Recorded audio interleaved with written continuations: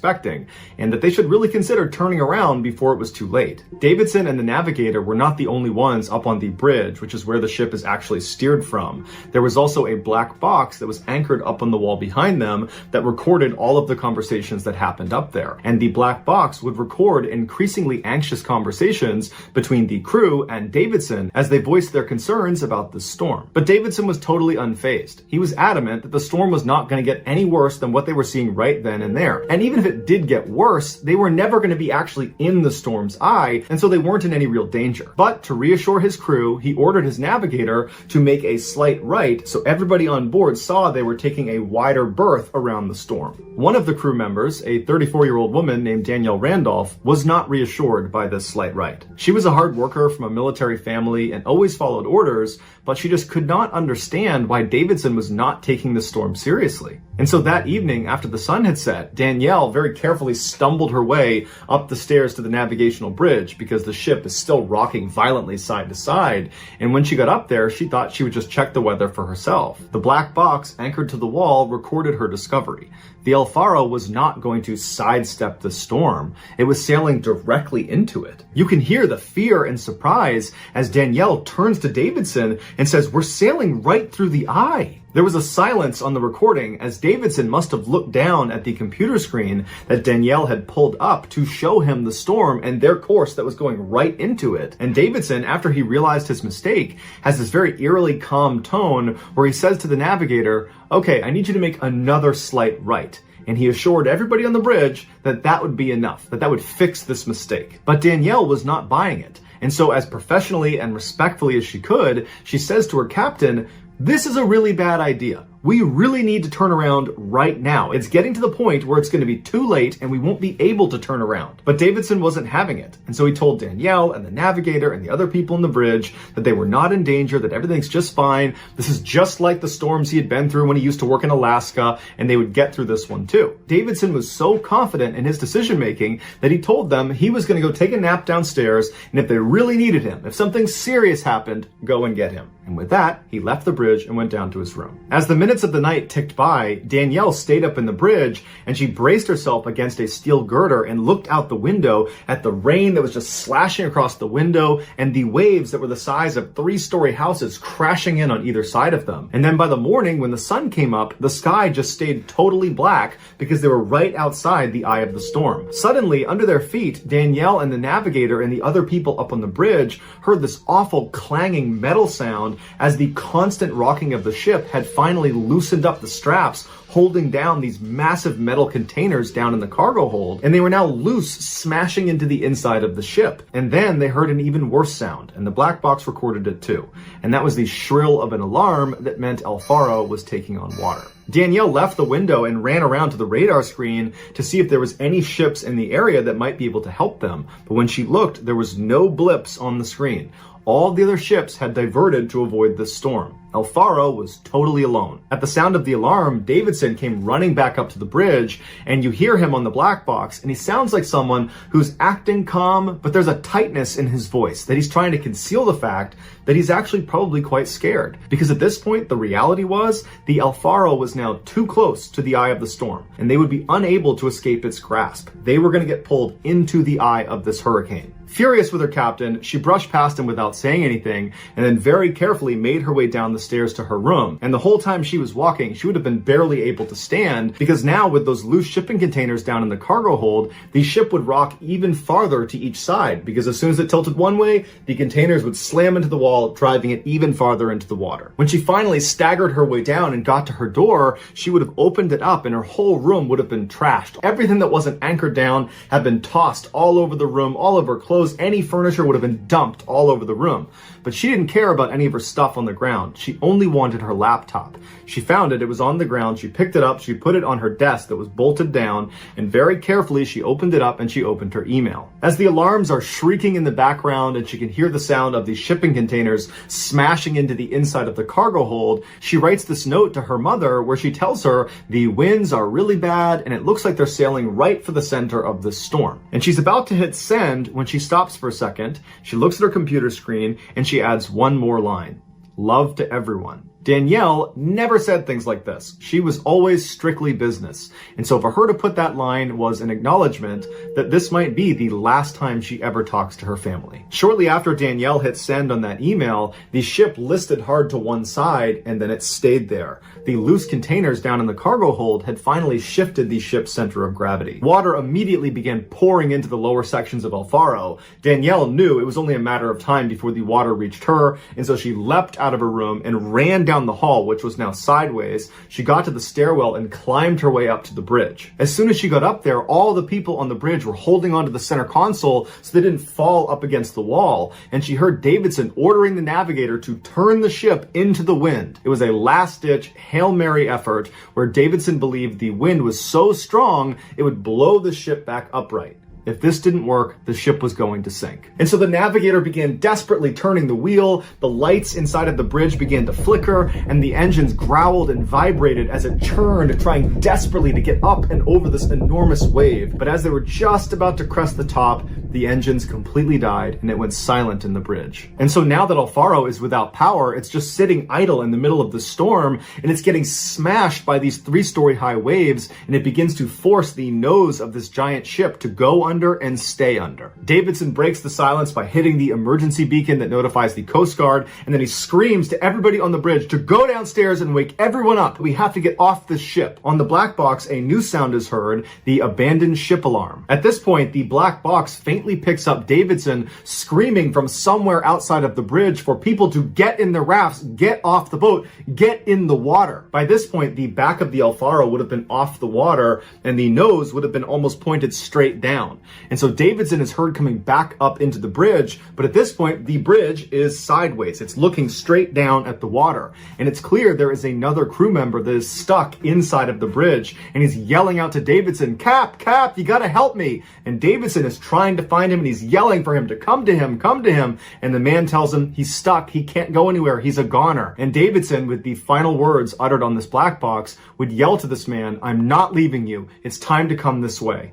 And then the black box would cut out because the black box was now underwater. For 3 days, searchers could not even get close to the El Faro wreckage because of the storm. But when they did finally get there, all they could find were 3 life rings, 2 life rafts, and the starboard lifeboat that had been crushed on both sides. A Coast Guard helicopter found a body floating around some of this wreckage, but when they went down to retrieve it, it slipped under the water. 5 days after El Faro's last frantic plea for help, the Coast Guard declared the ship had sunk and everyone on board had died. So that's going to do it, guys. If you found the secret in today's episode, let us know in the comments what it is and where you found it, so give us the timestamp. And if you're the first to do that, we will pin you at the top of the comments section. If you enjoyed today's video and you haven't done this already, please raise the like button's office chair all the way to the top and then break off the handle. Also, please subscribe to our channel and turn on all notifications so you don't miss any of our weekly 3 or 4 video uploads. If you want to get in touch with me, you can direct message me on Instagram or on Twitter. My username for both platforms is the same. It's JohnBallen416. I also have a ton of content over on TikTok where my username is MrBallen. I also have a second YouTube channel called MrBallen Shorts where I post short videos. If you have a story suggestion, please submit it to our subreddit just called MrBallen. It's linked in the description below. So whether I see you on Twitter, Instagram, TikTok, Reddit, YouTube, or some combination, just know that I really appreciate your support. And until next time, that's going to do it. See ya. 2002, 36-year-old Boyd Taylor was single, he had no children, and he lived with his divorced father, Robert, in a small bungalow in the northern England countryside. In addition to living with his father, Boyd also worked for his father. His father, Robert, owned a small construction business, and so the father-son duo built houses in the area. While Boyd might have envisioned his life turning out in a different, more exciting way, he didn't seem outwardly unhappy about his circumstances. In fact, he seemed very cheerful, both at work and when he was at home. But despite his cheerfulness, his father, Robert, was still pretty concerned about him, because every time Boyd had some time off from work and was just at loose ends, he wouldn't go out with his friends. In fact, he really didn't have any friends and wasn't even trying to make any friends. Instead, he would just sit in his room all day and be totally by himself. Now, Robert knew his son was naturally a bit of a loner and always had been, but a part of him hoped that his son would just start going out and meeting new people or at the very least, develop some sort of hobby that could occupy his mind. In late September of 2002, Robert was walking down the hallway of their bungalow when he passed by his son's bedroom door, and it was shut, and as he walked past, he heard inside of his son's room the sound of his son sawing some wood. And so he stopped for a second and he just listened, and when the sawing stopped for a second, Robert just knocked on the door. He was curious. He wanted to know what his son was doing. Boyd, instead of coming over to the door and opening it up and talking to his dad, instead just paused for a second and then said, "What is it, Dad? What do you need?" And Robert would say, "Well, I heard sawing and I just wanted to know what you were building." And so Boyd pauses again and then just says, "Well, I'm working on a woodworking project." And so Robert's like, "Well, can I poke my head in and actually see what you're building?" And Boyd, again, without opening the door, just tells his dad very politely that he wants to be left alone. And so Robert decides not to push the issue. Whatever he was doing, it was his business. And so he just told his son that, hey, if you need any help with anything, let me know. I'd be glad to help. And then Robert walked away. Over the next 2 months, every time Boyd was not working, so in the evenings and on the weekend, he would be locked inside of his bedroom, hammering and sawing away at this woodworking project. And over those 2 months, Robert would periodically walk down the hall and stand in front of his son's bedroom and knock on the door and try to get his son to let him in to just see what he was up to, not only because he just wanted to see what his son was doing, but because Robert was a carpenter by trade and so was just genuinely interested. But every time he asked to be let in, Boyd would very politely tell his father that he really just wants to be left alone, and Robert respected his wishes. In early December, Boyd approached his father and said, "Hey, would it be possible for me to take the next month off from work so I can focus on this woodworking project?" Now, for Robert, this was a massive inconvenience. This construction business that he owned was really just he and his son building the houses. And so if his son was not going to be working, then Robert would be solo on all of his projects for that month. But Robert's thinking to himself, my son has finally found a hobby that he's really into. I don't really know what it is, but clearly he's invested in it. And so he tells his son, "You know what? That's fine. You take the whole month, and if you want more time in January, that's fine. You just let me know." So starting that first week in December, every time Robert would leave the house to go to work in the morning, he would leave to the sound of Boyd in his bedroom hammering and sawing and tinkering away at his woodworking project. And then several hours later, when Robert finally came back home, he'd walk into the house and the first thing he would hear is his son still in his bedroom, still hammering and sawing away. When December finally ended and Robert expected his son to be done with his project and to finally show him what he's been working on, Boyd approached him and said, "Well, Dad, I'm not quite done with the project. I need about 2 more weeks. And so Robert said, "No problem. We'll talk in 2 weeks." So December rolled into January and Boyd just continued to work all day long inside of his bedroom. Then on the evening of January 7th, Robert was home. He was watching TV in the living room and Boyd was hard at work in his bedroom right down the hall when Robert decided he was tired and he was going to go to bed. So he stands up, turns the TV off, he leaves the living room, he goes down the hallway with his son's room on the right, and as he passed, he can hear his son at work and he kind of yells to his son that he's going to bed. And then Robert goes into his bedroom, crawls into his bed, and falls asleep. At 3:30 a.m. the following morning, Robert is suddenly awoken by this incredibly loud crashing sound somewhere in his house. Robert's first thought was the chimney must have collapsed. That was how loud the sound was. And so he leaps out of his bed, he runs out of his door, he goes down the hallway, past his son's room, into the living room, and he looks at the fireplace, which is in the TV room, and clearly the chimney has not collapsed onto itself. And so he's standing there thinking, what else could that sound have been? And then he's thinking to himself, well, did I really hear that sound, or was that sound in my dream? And I kind of thought it was real, but it really wasn't. And so just to be sure, he walked all around the house, kind of seeing if there were any signs of something big falling and crashing on the ground, but the house seemed totally in order. And so he walked back down the hallway towards his bedroom, and he stopped right outside of his son's room, and he considered knocking and waking his son up to see if maybe he had heard this loud sound too. But when he listened to the door, it was quiet inside, so he figured, what, my son's asleep, I'm not going to wake him up for this. And so Robert just went into his bedroom and he went back to sleep. A few hours later, Robert got up and he left his bedroom, he went into the kitchen and he made himself some food. And as he's preparing his food, he's realizing that he doesn't hear the sound of Boyd working in his bedroom, because normally Boyd would be working that early in the morning, but he wasn't. And so right before Robert left to go to work that day, he actually walked down the hall and listened to his son's bedroom to hear if maybe he was at work in there, but he just hadn't heard him. But it was totally silent in the room. room. And so he reached down to the doorknob, thinking maybe he could just poke his head in and see if his son was on his bed. But when he tried the doorknob, it was locked. So Robert just thought to himself, okay, I guess Boyd is sleeping in this morning, and so I'm not going to bother him. And so Robert leaves the house, he gets into his truck, and he drives off to work. And then several hours later, he comes back to the house at night, and he walks inside, and the first thing he hears is nothing. It's silent. And this house in the evenings for the past several months was never quiet. Boyd was always hammering, sawing, and tinkering away at this woodworking project. And so right away, Robert's thinking to himself, maybe he's done with the project and I can finally see this thing he's been working on. And so Robert drops his stuff at the door and he walks down the hallway. He goes to his son's bedroom door and he knocks and he says, hey, Boyd, are you done with your project? But he's met with silence. And so Robert reaches down again and tries the doorknob, but it's locked. And so Robert's standing there thinking, it's too early for him to be asleep. And so he yells out for Boyd, hey, what's going on? Where are you? I haven't seen you today. Come out here. Come talk to me. But again, it's silent. And so Robert's thinking, okay, well, when I pulled in, was his car in the driveway? And he can't remember. And so he leaves the house, he goes out to the driveway, and sure enough, there's Boyd's car. It's in the driveway. So he has to be here. And so suddenly Robert's starting to feel a little bit panicked about his son. He runs back into the house and he just starts screaming his son's name as he goes room to room into the bathrooms and the other bedrooms to see if he's in there, but he's nowhere to be found. And so operating on a gut instinct, Robert just runs right out to his car. He gets a sledgehammer, comes back in the house, goes down the hallway, and he's standing in front of his son's bedroom door. And one more time, he yells for his son and bangs on the door, tries to get his son's attention. But after once again, there being total silence, he picks up his sledgehammer and begins breaking the door down. And after a couple of swings, he manages to pop off the locking mechanism, the actual doorknob. That gets blown off and he can push the door open and he sees inside the bedroom is empty. There's just a bed and a dresser and there's no Boyd. But in the back right corner of the room, where normally there was like this alcove, basically a segment of his room kind of jutted away from the rest of the space, almost like it was a closet, but with no door on it. Boyd had clearly built a wall and door over that alcove, kind of creating a sort of sub room within his bedroom.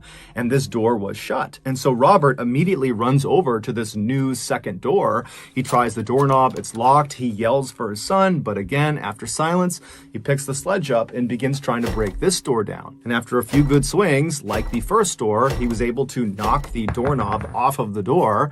And then he reached down and he pulled the door open. And what he saw on the other side of this door, inside of this little sub room, was so far from anything he ever expected that he just stood there in stunned silence. And then eventually reality kind of kicked back in and he ran out of his son's room and he called the police. 3 months earlier, Boyd had decided he wanted to build this very specific device that was invented in 1789. Now, he didn't want his father to know about this device, and so he built that door and wall frame in front of that alcove specifically so he could build this device inside of this new subroom in privacy. He also always made sure to lock his main bedroom door. So for 3 months, Boyd began constructing this 8-foot tall, 3-foot wide structure inside of the subroom. And once the shell of this device was constructed, he began installing all of its inner workings. These included things like various lengths of wire and clock timers and a jigsaw, which is like an electric saw. And then finally, on January 7th, it was complete. So that night, Boyd blew up an air mattress and he slid it inside of the subroom right underneath this ancient machine he had built. And then after that, he went and locked the main bedroom door. He went into the subroom himself and shut the subroom door and locked that. And then he pulled 12 sleeping pills out of his pocket, swallowed those, and then laid down on this air mattress on his back, looking up at the inner workings of this machine. And then once he was positioned the way he wanted to, he reached over up inside of this machine and he felt around for a button that he had placed. He pressed that button and then he put his hands over his chest and he laid there looking straight up until the sleeping pills kicked in and he fell asleep. That button he pressed right before he passed out from the sleeping pills started a timer, and when that timer went off, it would actually activate this whole device. And so several hours after pressing that button, the timer finally went off at 3:30 a.m. The first thing that happened when this device was activated is the jigsaw, the electric saw, began sawing this wire. Now the wire had been very intentionally placed against the teeth of this jigsaw. And so it's cutting this wire, and this wire is supporting this weighted down, heavy, angular blade that's pointing straight down. And so as soon as this wire is cut, it releases the blade, and the blade that almost looks like this oversized axe head begins falling straight down this chute, and the chute aims the blade directly onto the front of Boyd's throat. Boyd's woodworking project was a guillotine, and that loud crashing sound that woke Robert up at 3:30 in the morning on January 8th, that was the sound of the blade of this guillotine crashing down and decapitating his son. Even though Boyd did not leave behind a note explaining his actions, it was determined Boyd's death was in fact a suicide, a very complicated and deliberate suicide. Boyd's father and other people involved in this case have come to the conclusion that Boyd was clearly showing signs of depression before he chose to take his own life. And so maybe if Boyd had reached out for help, or if there had been some sort of intervention, his death could have been prevented. And if you or anyone you know is struggling with mental health, remember, you are not alone, no matter how bad it feels. A girl living in the UK was home one night with her mom, and she was in her bedroom and she was flipping through her phone when she gets a text message. The message was coming from a boy she had recently met via Snapchat. He told her to go to her window and look outside because he was right near her apartment. Now, this girl did not know this boy particularly well, so it was very creepy to be told, "I'm on your property." But either way, she went to the window to look. There's no one out there. And it's late, so she can't really tell if maybe he's hiding or something. But she feels really creeped out by this, and she ends up leaving her bedroom and going into her mother's room and tells her mom, "Hey, I'm gonna sleep in here with you tonight." She doesn't tell her mom about the text message. Maybe she was embarrassed. We don't know. So the girl is laying in bed, her mom's asleep, and as she's about to put her phone down and actually go to sleep, she gets another text from this boy. "I'm in your house." She immediately wakes her mom up. She shows her mom's like, "Oh no." She jumps out of bed, every light goes on, runs downstairs to confront this person who's apparently in their apartment, but he's not there. The mother ultimately decides, after not finding anything, that, he's not here. We didn't hear anybody come in the house. The doors are locked, everything's locked. So they did another sweep through the apartment and checked every entrance, locked everything. Let's just go to bed. So they go back into the mother's bedroom, shut and lock the door, and the two of them go to sleep. The next morning, the mother is still sleeping. The girl wakes up a little bit early and she decides to go into her bedroom. As soon as she walked in, she would later tell reporters that immediately she felt like she was being watched. And so she starts doing a cursory check of her small bedroom. She, pulls the door aside, looks behind the door. She opens her closet, pulls her clothes aside, looking around, there's no one in there. And she's thinking to herself, that boy got to my head and I'm psyching myself out. She looks down at her bed, and she used to keep all of her shoes lined up next to her bed. And she was really OCD about how she organized her shoes.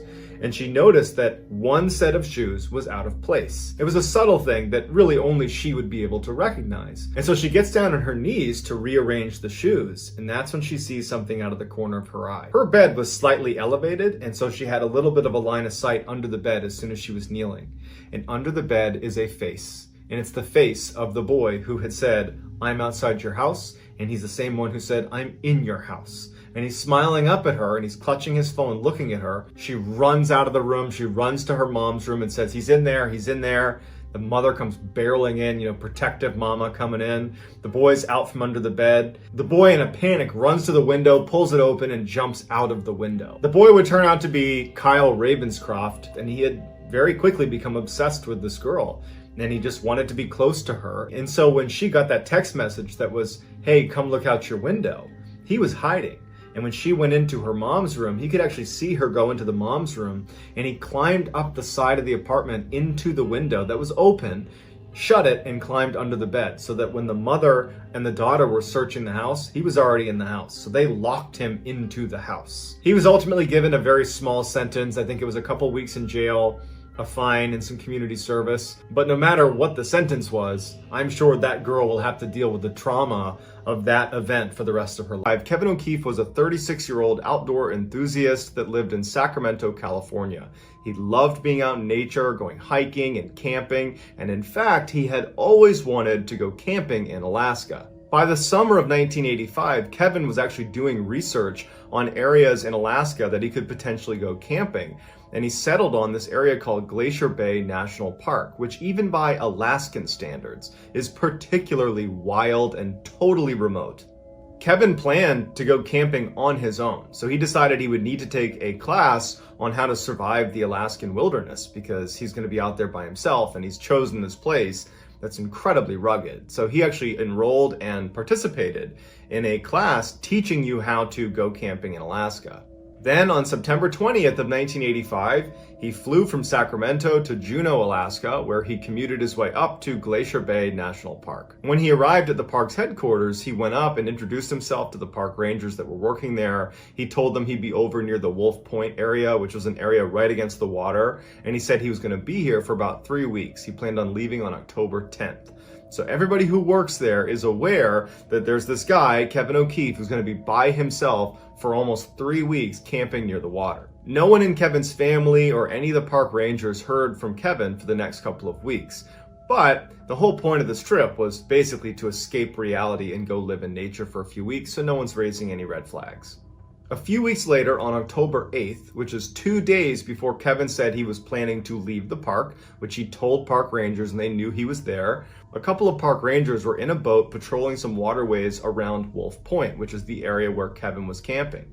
The rangers decided to take a bit of a detour to get inside of Wolf Point and actually check in on Kevin and just see how he was doing, because they knew he was out here by himself. They're making their way down, and as they turned this last corner where they could finally see Kevin's sight, immediately they knew something was wrong. The first thing they noticed was Kevin's tent was not in the area that it was supposed to be in. There was kind of a designated spot on the soil where you'd place your tent, but his tent was actually down a few meters on this beach that butted up against his campsite, and some of his gear was outside of his tent. Not strewn everywhere, but outside of his tent, like you had placed it outside. As they're looking at his tent, they realized that the top strut that kind of held the top of the tent together was folded down. It looked like it had broken right in the middle. They called out for Kevin, he was nowhere around, and they kind of rationalized what they saw. They thought, he's leaving in a couple of days.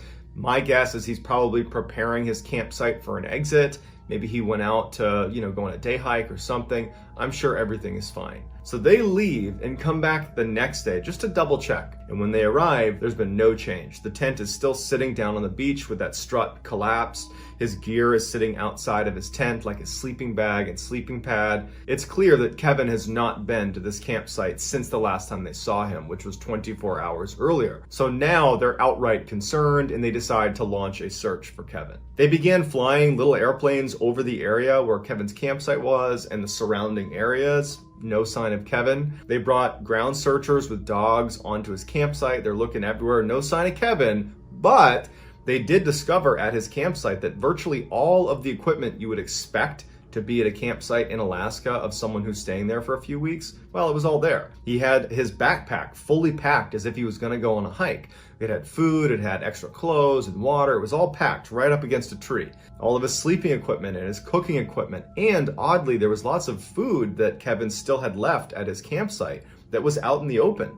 And no animals had touched it, which is a complete anomaly. As they began searching the outer areas of his campsite, dogs were able to locate Kevin's boots, his glove liner, and his hat.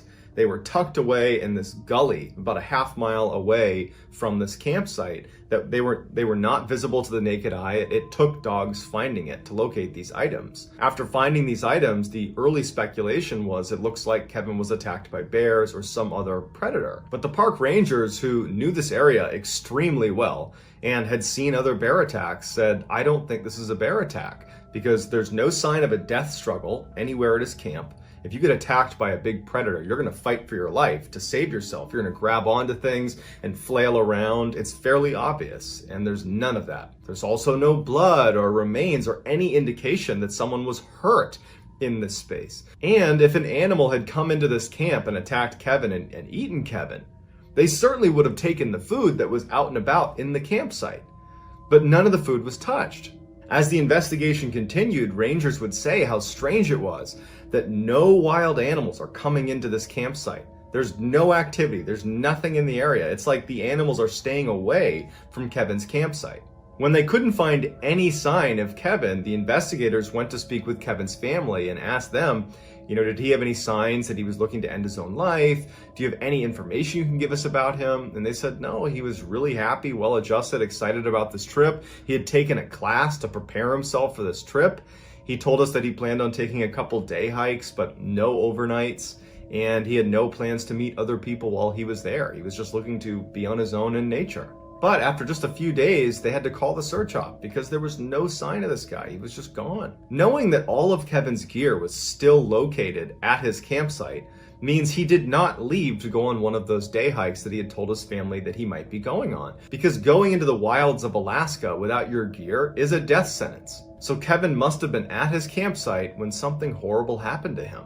But we know it wasn't an animal attack because there was no sign of that and no animals were coming near this campsite. So if it wasn't an animal attack, then what was it that caused his tent to shift down to the beach and have his gear strewn about on the sand and have his boots and glove liner and hat be located a half-mile away in some gully?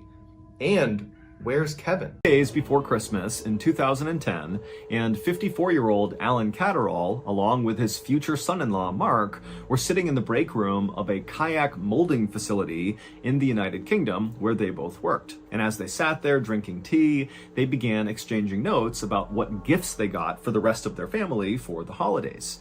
And as they spoke, they both were very careful to keep their voices very quiet in fear that someone might overhear them, because Alan's wife and daughter also worked at this kayak company. Alan had worked for this company for 10 years, and even though it was back-breaking work a lot of the time, he loved it because it meant he got to spend all this time with his family basically 24/7. It was only 7 a.m., which meant Mark and Alan had just started their shifts, but they were already taking this break to talk about Christmas because they were so excited about it. But they finally said, okay, we do need to go to work, and so they put their cups in the sink, and then Alan made his way down to the factory floor, and his future son-in-law Mark made his way up to the control room. On the factory floor, where Alan was heading, was where all the special machinery was inside of these little rooms where the kayaks were actually molded and put together. And it was Alan's job to make sure the machinery was clean and operational. The machinery inside of these little kayak making rooms was very customized and very finicky,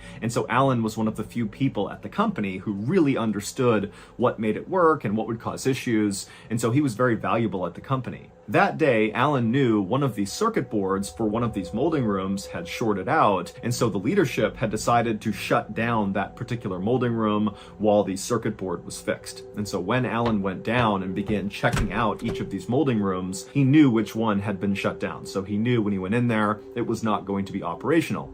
But when he went into that particular molding room, he noticed that it really needed a good clean. When these kayaks were made inside of these molding rooms, a lot of times the excess plastic would kind of seep out of the actual mold, and it would get caked to the walls, and it would flake all over the ground. And so periodically, Alan would clean these rooms, and he figured right now, with this one shut down, he might as well clean it. And so Alan grabbed a crowbar, and he headed into this shut down molding room, and he got to work chipping all this plastic off the walls and making a big pile on the ground to sweep out and throw away. But as Alan chipped away at all the plastic, the doors leading into this molding room shut. And so suddenly Alan was cast into total darkness because his only light before that had been coming through these doors. But that was the least of Alan's worries. He knew that if these doors were shutting, these doors were automatic, that meant that the circuit board had to have been fixed, and they didn't know he was in here. And so now this molding room must be operational, which meant he only had minutes to get out of this room. And so Alan ran to the door, and with his crowbar, he began trying to pry the doors open, but he couldn't. These are mechanically sealed doors. They do not just open. You need to press a button to release them. But Alan's in a total panic. He knows what happens in this room, and he just can't get the doors open. And so he began banging on the door with his crowbar and screaming for anybody out in the factory floor to please stop this process that's surely starting inside of this room. Open these doors, get me out of here. But it was so loud out on the factory floor, nobody heard him. And so before long, Alan must have looked around and saw the walls inside of this tight, cramped space beginning to glow red, because this molding room was actually just an oven. It reached almost 600 degrees Fahrenheit in about 10 minutes. And so Alan is watching as this oven is restarting and he's sealed inside of it. And so the walls turned bright red, and then before long, the crowbar he was using to try to open the door must have become so hot he couldn't have held it. And then the ground as well would have been red hot, and his shoes would have begun to melt. And then the air temperature inside would have gotten so unbelievably hot, he couldn't have breathed. And so screaming in pain and pounding on the door, leaving his skin on the door every time he hit it, Alan eventually just collapsed to the ground in unimaginable pain as he cooked alive. Finally, when Alan caught on fire and black smoke began coming off of his body and pouring out onto the factory floor, the factory realized there's a problem with this molding room, so they turned it off, they opened it up, and they discovered Alan. It would turn out, after Mark and Alan had chatted about Christmas in the break room and then parted and gone their own ways, Alan had gone down to the factory floor and inside of that molding room, and his future son-in-law, Mark, had gone up to the control room where he would have no visibility of the factory floor. All he had was this big switchboard full of lights and switches and gauges that controlled all of the molding rooms. And not long after he got up there and was looking at the control panel, he saw a blinking light come on. And it was for the molding room that Alan was working inside of. And that blinking light meant someone had fixed the circuit board, and so that molding room now had power. And so reflexively, Mark just turned it on. And when he did that, the molding room began its restart process, which included sealing its doors and turning on the oven. And inside of that molding room, there were no safety escapes. In fact, there was really no safety precautions at all with regards to these ovens. And so as soon as Mark flipped that switch, he had killed his future father-in-law. 5 years later, the kayak molding company was convicted of corporate manslaughter and fined 200,000 pounds. Also, the man who actually designed these molding rooms with no safety precautions in mind, no emergency exits, nothing, he was fined 25,000 pounds and sentenced to jail for 9 months.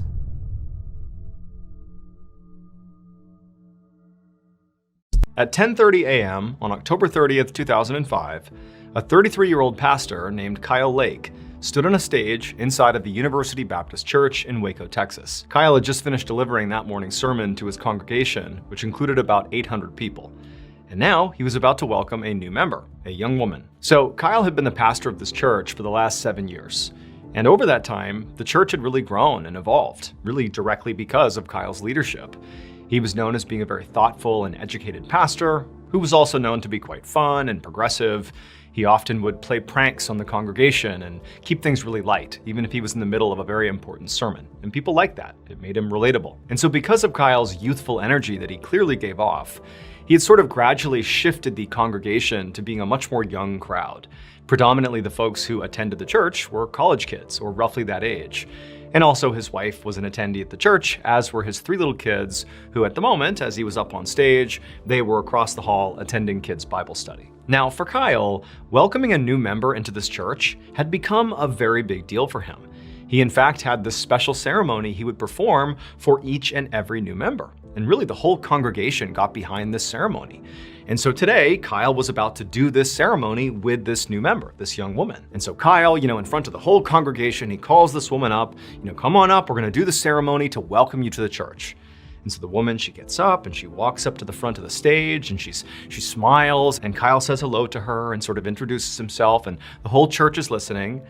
And then Kyle, as part of this ritual, moved to the very center of the stage, where the actual ceremony was going to take place. And he was about to call the woman up to join him in the center of the stage when there was a malfunction. Now, the malfunction itself was not really a huge deal. All it did was just stop Kyle for a second, and he had to stop talking to the new member, and he had to figure out what he was gonna do, but quickly, he saw a fix that didn't even require him to leave the stage. However, the instant he actually made the fix, when he fixed the malfunction, as he was about to start talking to the whole audience again, he just began to scream. Now, at first, nobody took this seriously, because their pastor was known for playing pranks on the congregation. And so everybody just thought it was a prank, albeit a strange one. I mean, he's screaming at the top of his lungs, but everyone's sort of looking around like, this is a prank, right? But then Kyle's screams began to include words. He began screaming, "Help! Help me!" And at that point, it sort of clicked for the whole congregation that this was not a joke. Something was terribly wrong. Even though they're looking up at him and nothing appeared to be wrong. Nothing made sense. And so immediately it was like the church spiraled into chaos and confusion. People are bowing their heads, praying as fiercely as they could, praying for his safety. Others are sprinting out of the church, not even knowing what to do. And still more were calling 911, like several people calling 911. And then by the time the paramedics showed up, it was like people still had no idea what actually was happening. In fact, honestly, the paramedics didn't. It was like, what is this? But within a few days, they were able to figure out what happened. And it surprised everyone. So the special ceremony that Kyle would perform for every new member was a baptism. And so when Kyle moved to the very center of the stage, and he actually called up the woman to join him in the center of the stage, he actually was stepping into the baptismal pool. Picture like a hot tub, waist-high water, it's warm water. And so Kyle literally stepped into the hot tub and he's calling up this woman to join him in the pool so she can be baptized. However, before this woman actually got to the pool, Kyle has this malfunction. And all it was is his lapel mic shut off. It wasn't working anymore. And because the church he was in was huge and cavernous, sound really didn't travel well. He needed a microphone to project his voice. And so he had to stop the ceremony for a second and find another microphone. Luckily, there was a stand with a microphone in it right within arm's reach. And so Kyle grabbed it. However, what Kyle didn't know was there actually was a second malfunction that had happened either at this instant or just before, but either way, there was another malfunction that he had no idea about. And that was that the heaters of the baptismal pool that kept the water warm were damaged. And as a result of this damage, the water in that pool had become electrically charged. And so the instant Kyle grabbed that microphone, he grounded the electricity in the pool. Basically, he created a pathway for the electricity to travel through his body. When he began to scream, that was him being electrocuted. Despite the efforts of first responders and the medical staff at the hospital, Kyle unfortunately did not survive. As for Kyle's wife, who literally watched this happen from the front row of the church, she watched her husband be killed. She ultimately sued the electrical company that installed those heaters in the baptismal pool, and she would settle for an undisclosed amount of money.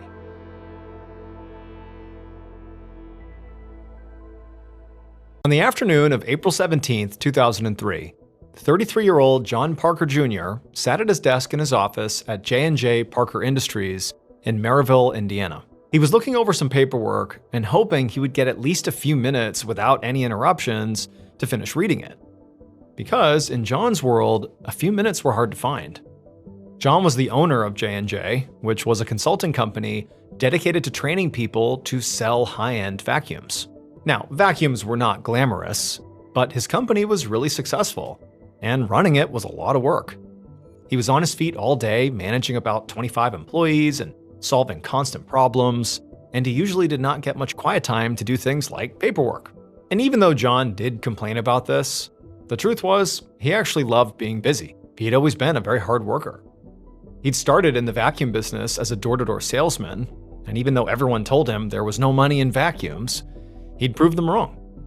He was so good at sales that he made his first $1 million by the time he was just 30 years old. And now he had a whole company that taught other people how to be great at it too. But now, as John tried to get through the paperwork, his desk phone rang. He sighed and he picked it up. And it was his wife, Judy. She told him that their daughter had left her homework in his office when she was there just the other day, and she asked him if he could bring it home with him.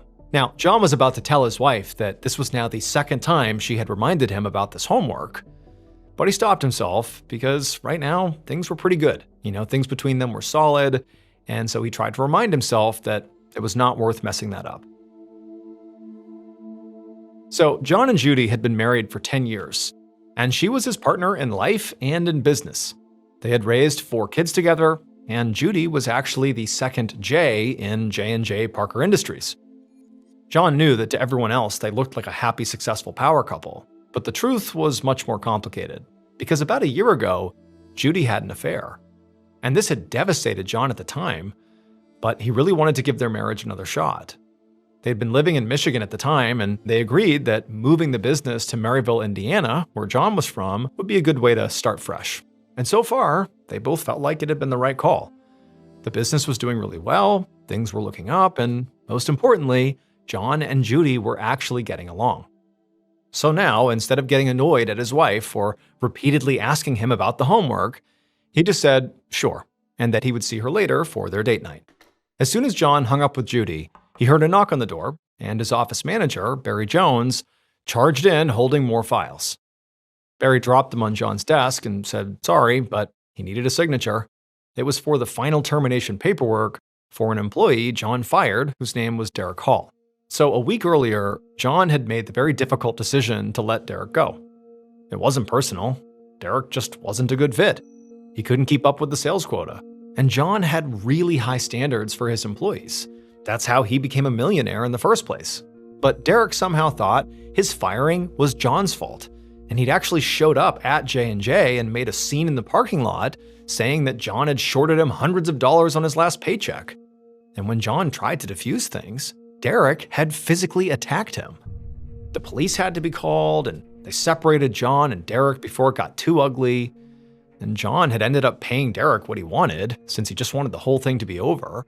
Which was also why now he was immediately scribbling his signature on the termination paperwork and handing it back to Barry. Because hopefully now he would just never have to see or speak to Derek ever again. After work, around 6 p.m., John drove home, which was about 15 minutes away from the office. And when he got inside his house, he heard Judy call down from upstairs that she'd be ready soon. So he yelled back that there was no rush, and he meant it. And this was because just over an hour earlier, his older brother David had met him at the office, and they'd gone to a buffet together. So John really wasn't hungry at all anymore. But dinner with Judy was definitely more about spending time together than actually eating, so he wasn't going to say anything about the late lunch. John made his way into the living room where his 4 kids were watching TV. It was his 17-year-old daughter, Christina, her 15-year-old brother Daniel, and their 2 younger sisters. The older kids were going to babysit the younger ones tonight so that he and Judy could go out. But when John tried to make conversation with them, Christina and Daniel gave him the cold shoulder. Now, to any other parent, this could be interpreted perhaps as just typical teenage behavior. But to John, it was more loaded than that. So Christina and Daniel were actually his stepkids. John had been in their life since they were really little, and he considered himself to be their dad. And John had always tried to be very involved in things like coaching Daniel in baseball and going to school concerts and parent-teacher conferences. But his relationship with these kids had changed lately. And frankly, both of the kids had really begun acting out. Christina repeatedly threw parties at their house whenever he and Judy were gone, while Daniel was combative and hung out with a group of friends who were seemingly always in trouble with the law. And this had created a lot of conflict between them and John, because he was the one who tried to discipline them, while Judy sort of always played the good cop. But John knew better than to try and force them to talk to him. So when he went in there, he just kept quiet and they all watched the TV until Judy came downstairs and said she was ready to go.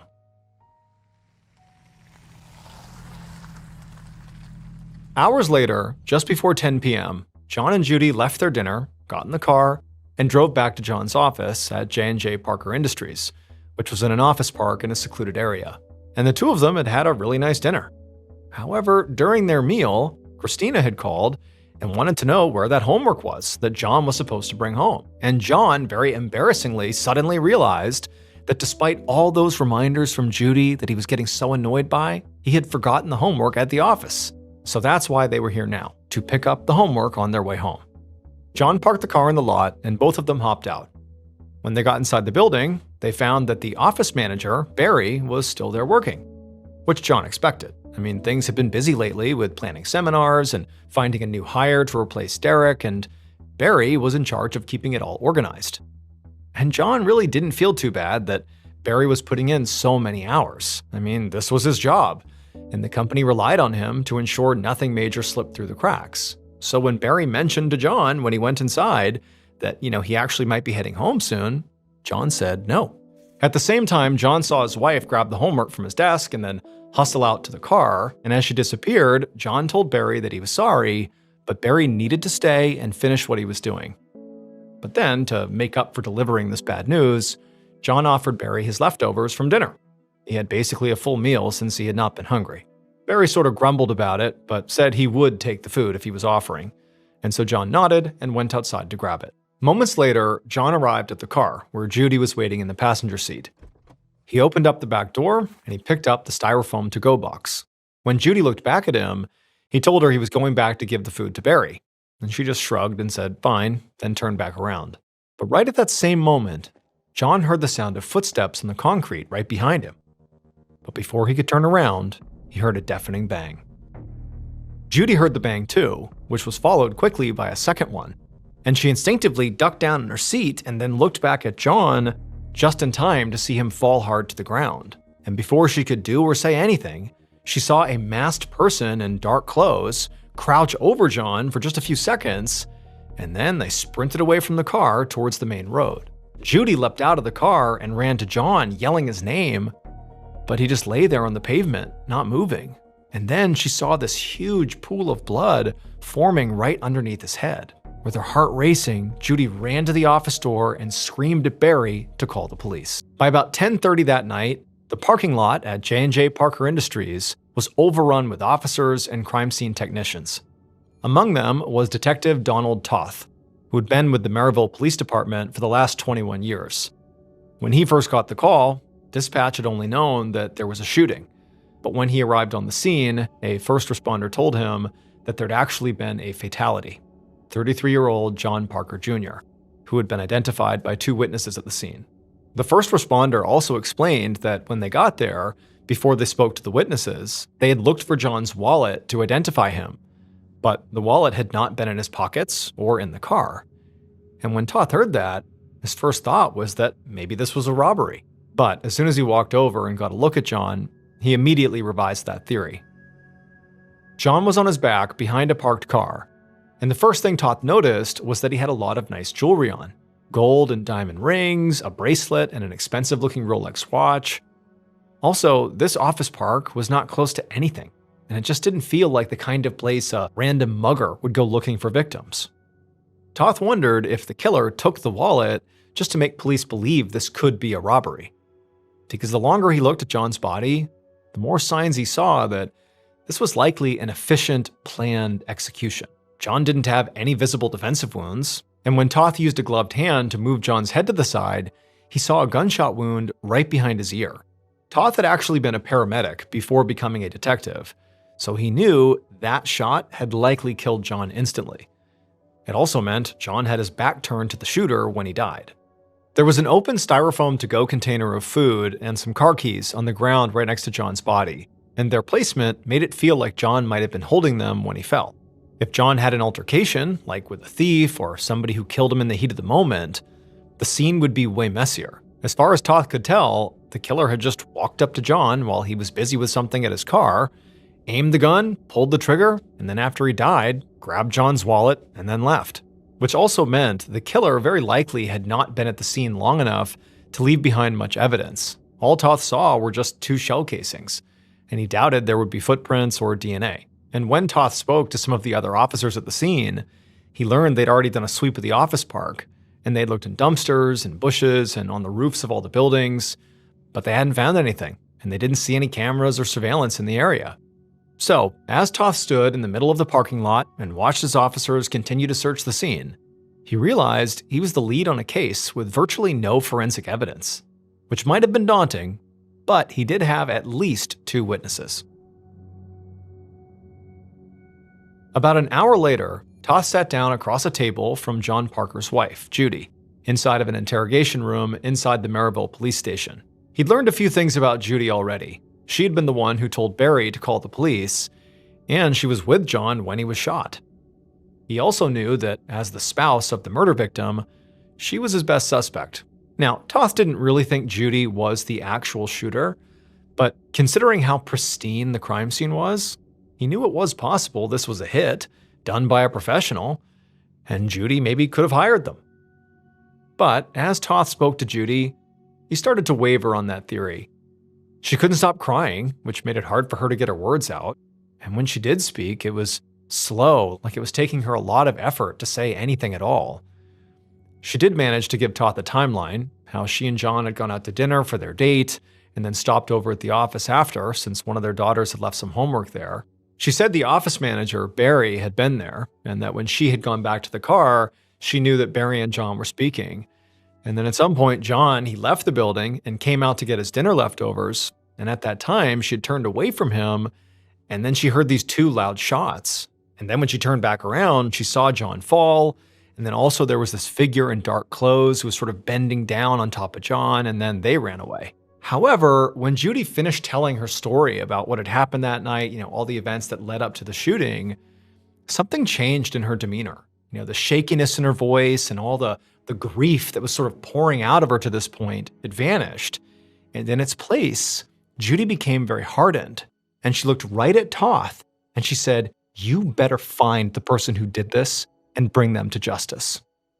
And when Toth saw this, he almost got goosebumps from it because it was such a quick departure from what had been going on.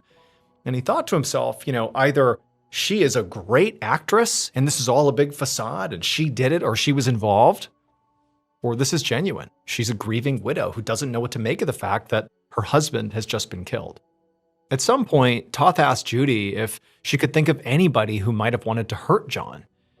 And Judy appeared to think for a second, but eventually she just said no. She said that John was an incredible husband and father, and they had a great marriage that they had really worked hard on, and everybody at work respected him. But then something clearly occurred to Judy, because she frowned and said, actually, there was someone from work who didn't like John. His name was Derek, and John had fired him recently.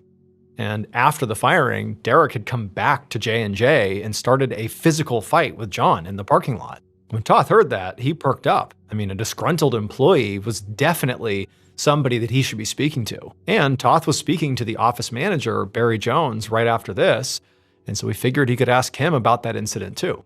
Now, Toth wasn't ready to rule Judy out as a suspect, since he still needed to check her finances and talk to her friends and family about her marriage. But for now, he didn't see a reason to hold her. So he told Judy that for now, she was welcome to go home and be with her kids and, grieve, and they would be in touch. Then Toth got up and he left to go to another interrogation room where Barry was waiting. The following morning, Toth walked up a flight of porch steps. He was at the home of Derek Hall, the ex-employee of J&J Parker Industries that John Parker had recently fired. Last night, Toth had spoken to John's office manager, Barry Jones, who had confirmed what John's wife Judy had said about Derek, that after he was fired, there had been this huge, ugly fight at the office between Derek and John, and Derek was the instigator. It was the only useful information Barry had given him, since he said, during the shooting, he had actually been in the bathroom, and so he hadn't heard or seen anything until he heard Judy screaming for him. But the lead on Derek was enough. And the other thing was, Barry and Judy were not the only ones who thought Derek might have killed John. Just before this, Toth also spoke to John's brother, David, who was incredibly devastated and furious about his brother's death. And David had also pointed the finger at Derek. So Toth was very eager to meet Derek, a man 3 people claimed could be a killer. Toth got to the top of the steps and knocked on the front door. And when Derek answered, Toth introduced himself and explained why he was there. Derek seemed stunned, but he immediately let Toth inside. Moments later, Toth was sitting across from Derek in the living room, and even though Derek seemed very uncomfortable and nervous, he told Toth he was actually glad the detective was there, because he really wanted to give his side of the story. Derek said that when he started working at J&J, he was given way more work than he'd expected, and when he couldn't keep up with it, he was fired. And then, John shorted him $400 on his final paycheck, so he had gone to J&J to get the money he was owed. Now, he admitted that it did lead to a physical fight, but he said they'd only pushed each other, and it ended up getting resolved, like it wasn't that big of a deal. But beyond that, Derek insisted he could not have killed John because he'd actually spent the whole evening last night at a friend's house playing video games.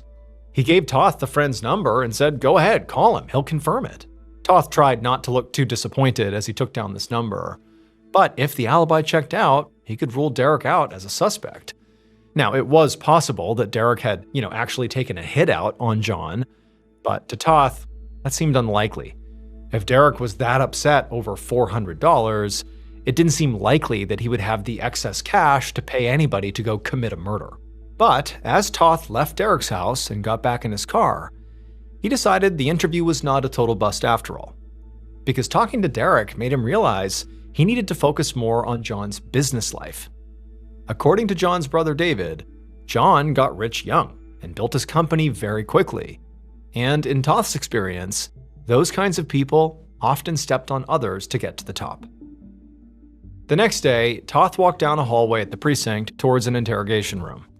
He had confirmed Derek's alibi with his friend, so he had to move on to other suspects for now. Which was fine with Toth because he was about to sit down with his new prime suspect, who happened to be one of his former witnesses. It was John's office manager, Barry Jones. Yesterday, Toth had gone to the J&J Parker Industries office and made it a point to speak to every single employee about John. And he found out that John was a great boss who pushed his employees, but he worked hard himself. The employees also said that Judy was an essential part of the company, and the Parkers as a duo were well respected in the world of vacuum sales. But office gossip also said their marriage was not exactly happy, and it was sort of common knowledge that Judy was having an affair with Barry Jones. A few employees had even caught them having sex at the office. Now, neither Barry nor Judy had mentioned this the first time Toth had spoken to them, so now Toth had no idea if anything they had said to him was true. Barry could have been lying about being in the bathroom and was actually, the shooter. Or he and Judy were maybe working together and they were both lying. Toth was leaning towards the second option because he had also found out that Judy was going to get a big payday from the death of her husband. She was the beneficiary of a $1 million life insurance policy. And aside from that, John's general estate was worth around $2 million. Maybe, he thought, she and Barry wanted to take John's money and run off together. So when Toth went into the interrogation room, he intended on essentially saying that the investigation was over. They'd caught Barry in a lie, and they knew what he did. But when Toth sat down and confronted him, Barry did not act like somebody who was guilty and cornered. He was charismatic and confident, and he said the affair was total office gossip. He was just good friends with Judy, and they worked together closely. Barry said he and Judy and John were like family. In fact, he said he was living with one of Judy's cousins from Texas. Now, Toth didn't really believe what Barry was saying, but even though he kept pressing him, Barry stuck to his story. And eventually, Toth just had to let him go. Because without any evidence, it was just Barry and Judy's word against the employees. And even if they were having an affair, that was not enough to prove they also conspired to murder John. On Monday, April 21st, so 4 days after John's murder, Toth was at his desk, rereading the notes from Barry and Judy's interviews for what felt like the millionth time. He was still trying to find a concrete way to link Judy and Barry to John's murder before approaching Judy about it. But so far, other than the office rumors, he hadn't found anything, and he didn't really have any other leads, aside from learning that the shell casings found on the scene were from a .25 caliber gun. Which was useful to know, but it wasn't going to help him with his suspect list. Toth leaned back in his chair and rubbed his eyes. He'd been full speed ahead on this case since Thursday night, and he was exhausted. He was starting to consider maybe going home and getting some rest when he heard a light knock on his door. An officer poked his head in and told Toth there was somebody on line 3 with a tip, and it sounded like a good one. Toth picked up his phone, and the person on the other end of the line explained they were a police officer as well from a nearby town, and they said that they had heard about John Parker's murder on the news and realized they had some information. So about 6 months earlier, this officer had been called to a local juvenile detention facility to take a report. The staff there had done a random search on their kids and found that 2 of them had a lot of cash, over $200. Having cash was against the rules, and when the kids were asked where they got it, they said it was payment for a hit on John Parker. Now, that stunned Toth, but not nearly as much as what the officer said next. These 2 kids said the person who had arranged this hit was a former high school classmate of theirs named Daniel Hicks. And Toth couldn't believe what he was hearing because Daniel Hicks was John's own 15-year-old stepson. Toth had really begun to think that this murder could be a professional hit. but it did not occur to him that this hit could be linked to family and also a child. Now, the officer on the phone explained that they really hadn't taken this very seriously at the time, so no one had notified John's family or spoken to Daniel about it. Which, Toth did not have to point out here, but this was a huge screw-up. But he wasn't focused on, the right and wrong of it. He was just focused on figuring out what happened. And so Toth got the names of these two kids with the cash from the officer, and when he hung up, he immediately sent some of his own officers to track these kids down. Then Toth put in a call to Judy. He needed to bring her son, Daniel, in for an interview, and since he was a minor, Judy was going to have to come too. Late that same night, actually after midnight, Toth was once again inside of an interrogation room with Judy. But this time, instead of answering questions herself, Judy was sitting at the back of the room, watching while her son Daniel sat at the table with Toth and a few other detectives. Toth had spoken to Judy right before this, and she had seemed genuinely shocked to hear that her child apparently asked somebody to kill John. She told Toth there had to be a mistake here, and she was happy for police to speak to Daniel directly because that would allow them to clear this all up. Toth had decided not to ask Judy about the affair with Barry at that moment because she was being very cooperative, letting them speak to her son, and he also just didn't want to upset her and have her change her mind. They also had not been able to find those two kids that Daniel supposedly hired, and so right now, Daniel was the only one he could speak to. And so now, watching Daniel, Toth could see he was acting like a typical young person who was in trouble. He seemed nervous, and he was blinking a lot, and he kept rearranging his hands like he wasn't really sure what to do with them.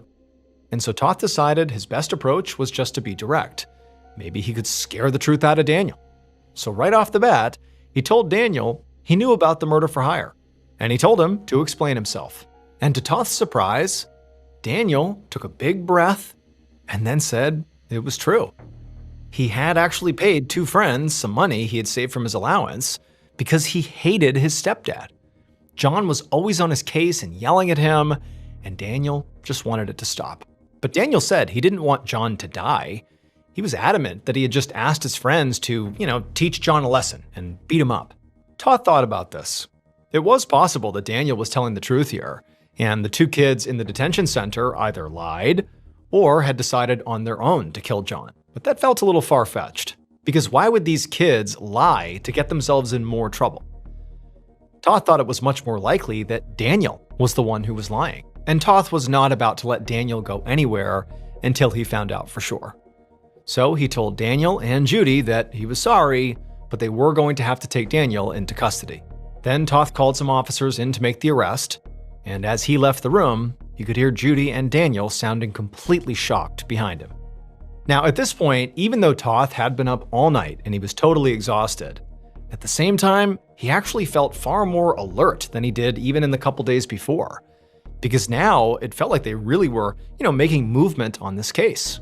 And so instead of trying to get some rest back at his house, he went back to his office, poured some coffee, and kept on working. 2003, so almost a month after John Parker's murder.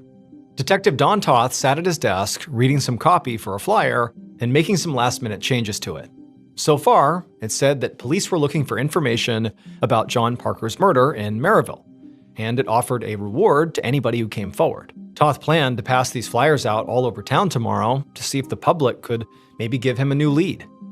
It was sort of an act of desperation, because while this case had seemed close a couple times to being wrapped up, just a few weeks ago, now it was pretty much dead. It had taken police a while, but they had finally found both of those kids from the detention center that Daniel apparently hired to, rough up his dad, who ultimately apparently killed him. And the kids admitted to meeting with Daniel and accepting the money. But it turned out there was just no way they were actually the murderers. One of them had been thousands of miles away in Las Vegas when John was killed, and the other had been in detention at a juvenile facility. And so since Toth could not prove the assassins Daniel hired had actually killed anyone, he'd had to let Daniel go. But that didn't mean Daniel was innocent here. Those two kids had said that Daniel did ask for John to be killed, not just beat up. So Daniel was lying about that. And Toth didn't think someone who wanted to kill his father had just stopped wanting to kill his dad all of a sudden. But since Toth knew Daniel was at home babysitting his younger siblings during the time of John's murder, Toth figured he'd likely gotten somebody else to do it. But Toth couldn't just keep talking to Daniel, because Judy had gotten a lawyer, and they were now not letting Toth question the family members at all anymore, which was very frustrating, since Toth wasn't done with Judy either. Out of everyone, she benefited the most from John's death because she was a beneficiary on his life insurance. And she was very likely having an affair with his office manager, Barry, and so maybe part of her motive could have been just to hide the affair from him. And then also Barry. He's potentially having this affair with Judy, John's wife. He might have a motive as well to get rid of John, to just keep this thing a secret. Also, he definitely seemed to think that John was, a pretty tough boss, and so maybe he just had had enough, and he was complicit or actively involved in getting rid of John. He was also at the scene of the crime right when it happened, and since there weren't any cameras, Toth couldn't actually confirm Barry's version of events. But at this point, Toth didn't have the evidence he needed to prove any of these suspects actually killed John or hired somebody to do it. And he also didn't have enough evidence to eliminate them and narrow down his pool further. Instead, Toth had just kept adding to it. Because as of this week, he was also considering John's brother, David, as a person of interest. A few days ago, some officers had been called to Judy's house because John's brother David had stopped by her house and gotten into a verbal fight with the family. And this was not the first time this had happened. Apparently, David had gone over there and threatened the family before. One time, he had even damaged their car. This kind of behavior could mean David was just lashing out because he was grieving, but it also could mean he was erratic and potentially violent. Plus, he had been with John on the afternoon of the murder at that buffet, and he knew that John was going to have dinner with his wife later, so he could have guessed that John would check in at the office after they were done eating, since he was a famously hard worker. Toth sighed and took a break from looking at this flyer. His brain was fried, but he felt hopeful these flyers would give him the tip he desperately needed to break this case. And so the next day, Toth and some other officers passed these flyers out. But then weeks went by with no tips. And even though Toth did eventually get a few responses to the flyers, none of them gave him any actual evidence. So over the next few months, Toth spent his days in his office, poring over files for something he missed, or maybe a witness they didn't interview, or evidence they'd maybe overlooked. But there was just nothing. And as the months turned into years, Toth had to turn to other projects. And eventually, the John Parker murder case went cold.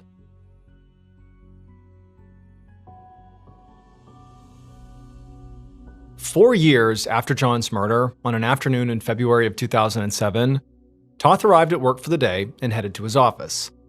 Now, he had not forgotten about the John Parker case, but he was not actively investigating it at this point. In fact, all his cases had been winding down because he was planning to retire in just a few months.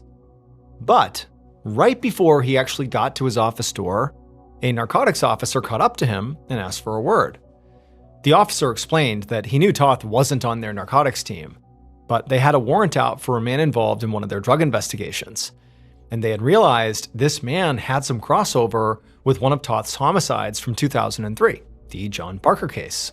Toth stopped in his tracks and immediately told this officer to go get him an interview. And sure enough, later that day, Toth sat down with this man who was very chatty and seemed extremely eager to talk. And the first thing this man did was explain that the person he lived with knew John Parker, and they had admitted to him that they were directly involved in his death. And when this man told Toth the name of this person, Toth couldn't believe it. He leaned back in his chair feeling both relieved and also disturbed. He was relieved because he finally knew who John Parker's killer was, and he was disturbed because this case was now way more twisted than he had ever imagined. Based on the police investigation and multiple confessions, here is a reconstruction of what investigators believe happened to John Parker on the night of April 17th, 2003. At around 10 p.m., the killer crept slowly through the shadowy parking lot at J&J Parker Industries. They were wearing a mask and dark clothes, and they were carrying a .25 caliber gun. They could see John's car by the office entrance, with Judy sitting inside of it. But she was not the killer's target. John was. And John was also near the car. He was not inside of it. He was standing right outside one of the back car doors. It was open, and he was rifling around, inside the car, looking for something. And as the killer stared at John, thinking about what they were going to do next, they thought about John, who this man was, and how controlling and selfish he was. He had made the killer's life a living hell. And now, the killer was going to get retribution. So, while John continued to have his back turned, the killer silently walked up right behind him. They raised their gun, aimed at the back of his head, and they fired. And it was a direct hit that hit him right behind the ear, and John fell so fast that when the killer fired a second time, they just missed. Now, the killer had never murdered anyone before, so they were shocked by what they had just done. But they were kind of jostled back into reality when they heard John's wife, Judy, yelling out and screaming. And so quick as can be, the killer grabbed John's wallet, so the police would think this was maybe a robbery gone wrong, and then they turned and sprinted off into the night. Much later that night, the killer waited at home until the person who had masterminded this whole thing arrived, and they gave them a hug and said they had done a good job. The mastermind then took the gun, John's wallet, and the clothes the killer wore during the murder, and told the killer they were disposing of them. And the killer just listened, feeling very relieved. He trusted the mastermind more than anybody else in the whole world, because, after all, she was his mother. It would turn out Judy had convinced her own 15-year-old son, Daniel, to murder his stepfather, her husband. Judy wanted to get out of her marriage with John, but she knew if she divorced him, she would have only gotten half of his estate and their business. And so with his death, she could get the whole thing. Now, she had actually already tried to kill John, just unsuccessfully. First, she had tried to poison him, but when that didn't work, she had hired a hitman herself. But that also failed. So finally, she asked Daniel to help by promising that he would get some of the money. And she had also enlisted her daughter, Christina, who was the one who found the gun to kill John with. Daniel actually tried to hire somebody else for the job, but then ultimately just did it himself and used his younger siblings for an alibi, saying he was at home babysitting. And the man who told all this to the police was Christina's husband, who she married 2 years after John's death. And once her husband gave authorities the whole story, police interrogated both Christina and Daniel, who eventually confessed. Judy was convicted of murder and sentenced to 33 years in prison, while Daniel got 23 years in prison. And Christina received 5 years for her part in the murder as well. Christina would die in 2013 from a drug overdose. Daniel was released in 2017, and Judy was released in 2022. Of November 15th, 1884, a 20-year-old man named John Lee helped his sister Elizabeth clear the dining room table in the English manor where they both worked. John was a butler at this manor, and his sister Elizabeth was a cook. And the manor itself had a name. It was called the Glen, and it was this gorgeous property right on the beach in the seaside community in England. Now, years ago, the Glen had been much more grand, and in fact, the King and Queen of England had at one point came to stay at the Glen. But recently, the Glen and the family who owned it had fallen on hard times. The staff was down to a skeleton crew of just John, his sister Elizabeth, and 2 elderly maids, which meant virtually all the physical labor at this property fell to John to take care of. So, on this night, John was lugging a huge pile of heavy china in his arms to bring out to the kitchen, and as he was doing this, he was trying to talk to his sister, who was also kind of helping clear the table, about an upcoming dinner party they were going to host at the Glen for some very important lawyers and politicians. But as John tried to talk to Elizabeth, Elizabeth just wasn't really reacting. She was kind of staring off into space, and she was only carrying 1 or maybe 2 plates off the dining room table, while John is carrying like 50. And so John was becoming really annoyed with his sister. I mean, she's not really helping, and she's ignoring him. And so John was about to complain to his sister about her behavior when suddenly she turned around and she apologized to him and said, "You know what? I'm sorry I'm acting this way. I just don't feel very good, and I really think I should go lie down."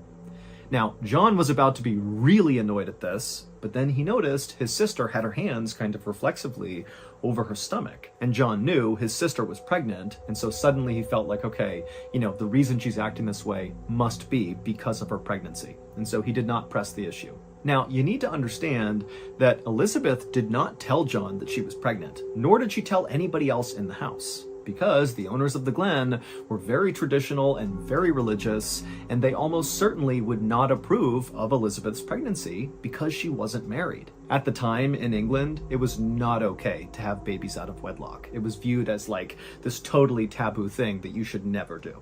But despite Elizabeth's best efforts to conceal her pregnancy, John and the other two elderly maids very quickly realized what was going on, because every morning they would see Elizabeth vomiting because of morning sickness.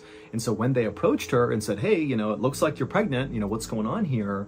Elizabeth refused to talk about it. She did not admit to being pregnant. She just kind of said, leave me alone.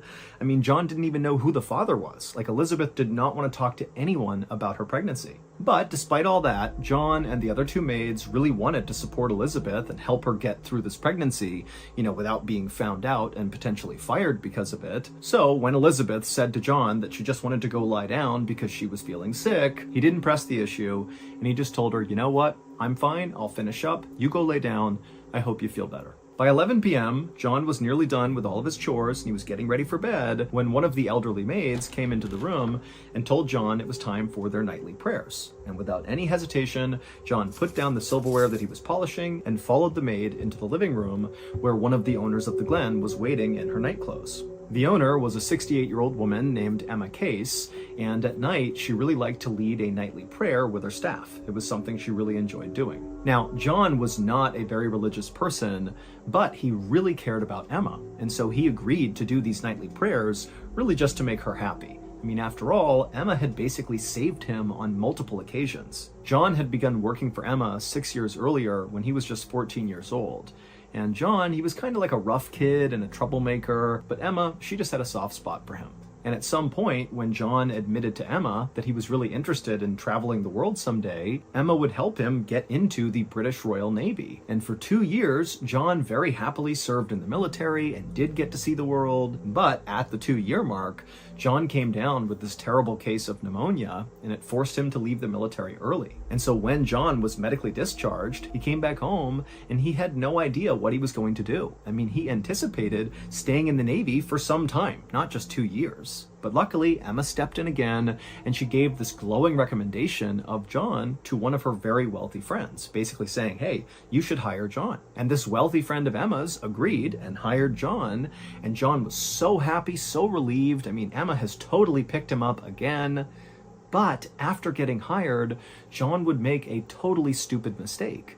He would steal this really expensive plate from this wealthy friend, and he would get caught. And this wealthy friend, they didn't just scold John and make him give the plate back. They got the police involved, and ultimately John would be sent to prison for 6 months for the theft. And when John got out again, he was certain nobody was going to hire him. I mean, he just went to jail for stealing. But that was when Emma, for a third time, stepped in and helped John again. Emma was a big believer in forgiving people and giving them additional chances when they screwed up. And so she said to John, you know what? I understand you made a mistake. Why don't you come back to the Glen and work for me? You can be our butler. John couldn't believe it. I mean, he knew he did not deserve this chance, especially from Emma, who's now been done wrong by him multiple times.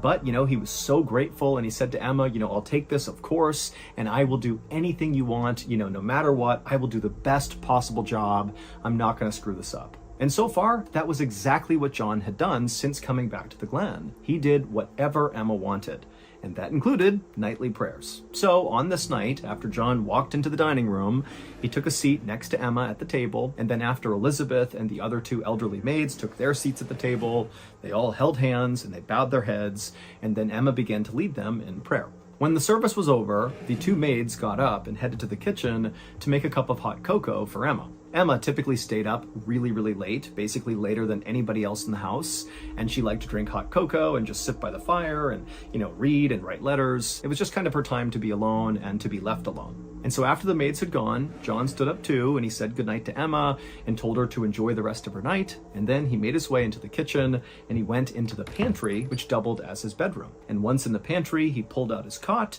climbed under the covers, and he fell asleep. A few hours later, at about 3:30 in the morning, John suddenly woke up in the pantry to the sound of somebody screaming outside the door.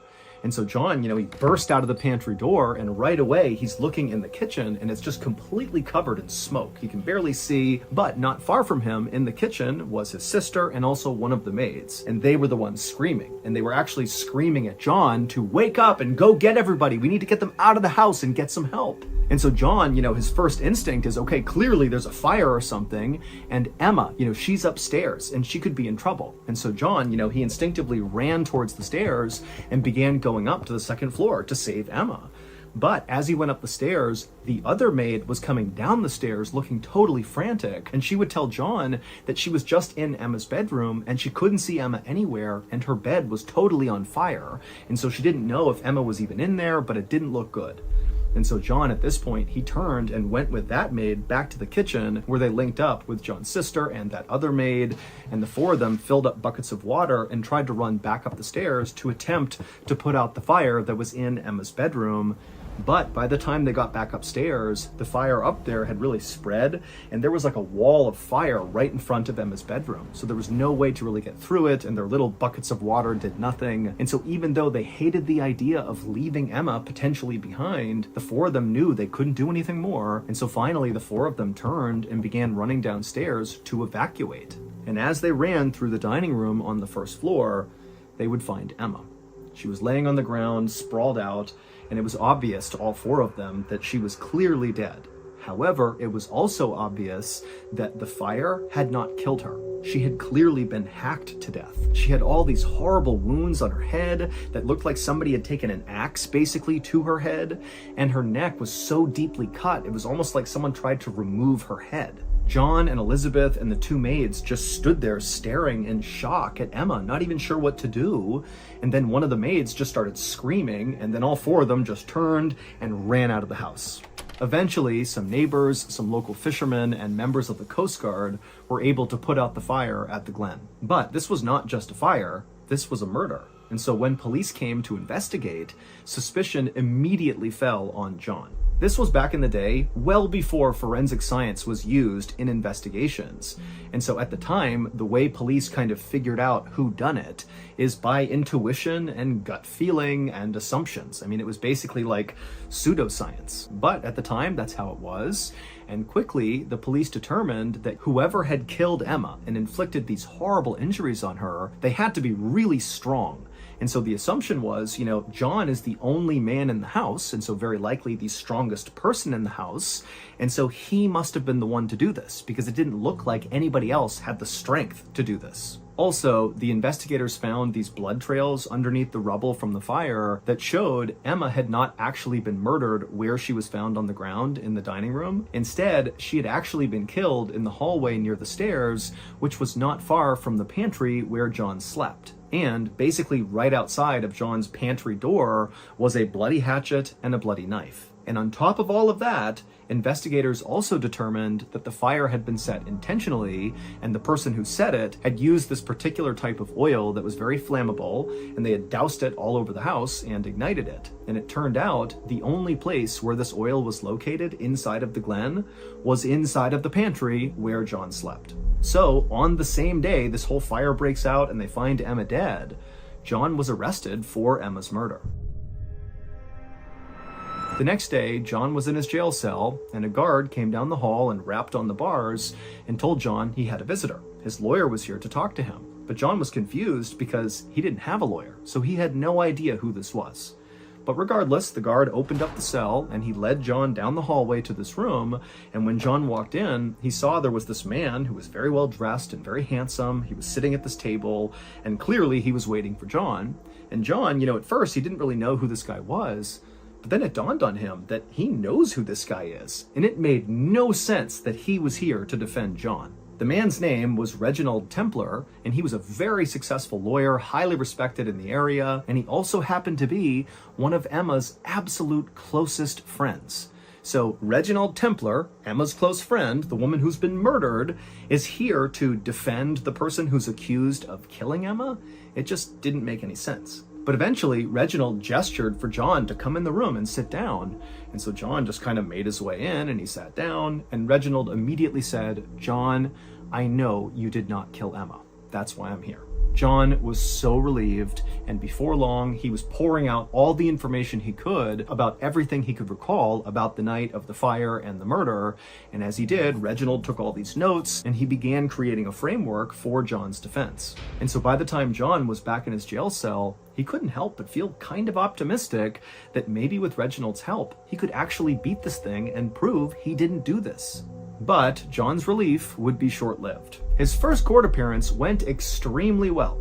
Reginald showed up in a fancy suit, and he was just completely on his game and just ripped the prosecution apart and basically said their entire case was just circumstantial, and he rattled off all these legal precedents, which John didn't really understand, but he looked up and saw the judge definitely knew these precedents and was impressed with what Reginald was doing. And then also Reginald would say that the police did a terrible job investigating. They basically didn't investigate and just jumped to conclusions that it was John. And so as Reginald is basically destroying the prosecution, Reginald looked over at the prosecutor, and he could tell the prosecutor looked really nervous. And so John was really starting to feel confident that Reginald was exactly what he needed. But on the day of the second court appearance, Reginald just didn't show up. With no explanation, he didn't contact anybody, and so John just sat there waiting to see what was going to happen. The judge delayed for as long as he could, but eventually when, Reginald still didn't show up, the judge looked to John and said, "I'm sorry, but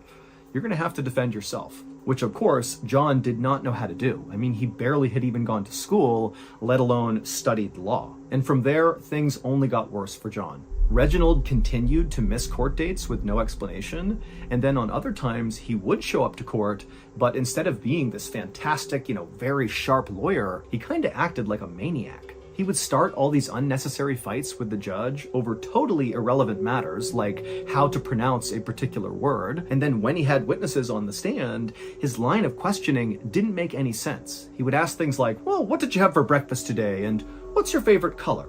And then finally, Reginald just withdrew altogether from the case, leaving John with no lawyer at all, which admittedly might have actually been an improvement for John. After Reginald withdrew, another lawyer found out about it and took pity on John and volunteered to take on the case. But it was on very short notice, and this other lawyer had good intentions, but was not nearly as skilled as Reginald was when he was kind of on his game on that first day.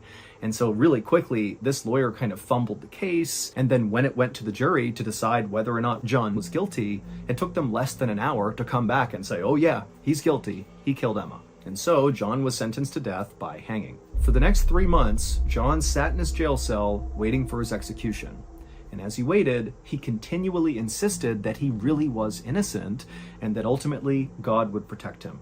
Finally, February 23rd, 1885 rolled around. This was the day of John's execution, except something very weird happened on this day. When John was led from the jail to the gallows where he was going to be executed, the hangman could not get the gallows to work. The trap door in the gallows where the condemned stands, where it's supposed to open up and they fall down and the noose breaks their neck, that trap door, it would not function whenever John was standing on it. Now, when John was moved off the trap door, it functioned perfectly fine. It was only when he was on that trap door that it would not work. And so think about this. Pretend you're John. 3 different times, the hangman led him onto that trapdoor. They put the noose around his neck, put a bag over his head, asked him for his last words, and they threw that lever, and each time John is expecting to die, and it's not working. Finally, after the 3rd failure, the hangman just called off the execution, and then actually a judge would weigh in and say, "You know what? We cannot possibly attempt for a 4th time to execute John. This constitutes cruel and unusual punishment," and so they swapped his sentence from a death sentence to 22 years in prison. And none of this would make any sense until one day, 6 years after Emma's murder, when John, by this point, was just sitting in a jail cell and everybody had forgotten about him. On that day in 1890, a group of very high society type people, politicians and lawyers and rich people, they all gathered in this misty cemetery not far from the Glen. The group was in the cemetery for the burial of a very important and well-respected man who had died after slowly going insane. And as the priest finished his final blessing, the mourners began chucking handfuls of dirt into the grave, and as they did, one of them said quietly but out loud, "Today we have buried a murderer." Here's what many people believe really happened on the night of November 15th, 1884, when Emma was killed. At the time of Emma's murder, Elizabeth's pregnancy was very scandalous, but not just for Elizabeth. It was also scandalous for the father of the baby, the father who nobody knew except for Elizabeth. And it was scandalous for this father because, like Elizabeth, he was worried what society would think if they found out he was having a baby out of wedlock, especially with Elizabeth, who basically from a societal standpoint was kind of below his station. But despite all that, the father of the baby did not attempt to distance himself from Elizabeth. Instead, on the night of the murder, the father of the baby actually decided to sneak into the glen to see Elizabeth. But Emma was still awake. She was up late, drinking her hot cocoa, writing and reading, and she heard the sound of the father coming into her home. And so she got up to go investigate, and she would eventually find the father up in the hallway right outside of Elizabeth's bedroom. And remember, Emma is very traditional, she's very conservative and religious, and she's seeing this strange man in her house clearly going into or coming out of Elizabeth's room, and she was so offended and angry, and so Emma just began screaming at this guy to get out of her house, and if he didn't, she was going to tell the whole world about this illicit relationship. And then Emma walked up and hit this guy right in the face, and at this point, the father just snapped, and he flew into this rage, and he began screaming back at Emma, and then he grabbed a hatchet that was on the wall right near the pantry, he pulled it off, and he brought it down right on top of Emma's head, and Emma crumpled to the ground. And the man, he's looking down at Emma, and he's realizing he's inflicted this horrific injury on Emma, and if she doesn't die, she's gonna tell someone, and then this father is gonna go to jail, if not worse. So, in a moment of panic, this father runs into the kitchen, gets a kitchen knife, comes back, and he finished Emma off. Once she was deceased, he dragged her back to the dining room where she normally did her reading and writing, and then he doused her and the whole house in that weird oil that he found in the pantry where John was sleeping, and after getting the whole house covered in it, he ignited it, and then he ran out of the house. But over the next 6 years, Emma's killer felt so bad about what he had done, both to Emma and then nearly killing Elizabeth and his unborn child, that he went completely insane, and this caused his physical health to totally fail, and he died. But right before he died, as he's laying in his deathbed, he began ranting and raving about all the things he regretted in his life, including murdering a woman at a big, beautiful seaside estate. Basically, he was admitting to killing Emma, and he did it in the company of all the people who would then be at his burial, and so that's why as they're throwing the dirt onto his casket, they're saying, "Today we buried a murderer."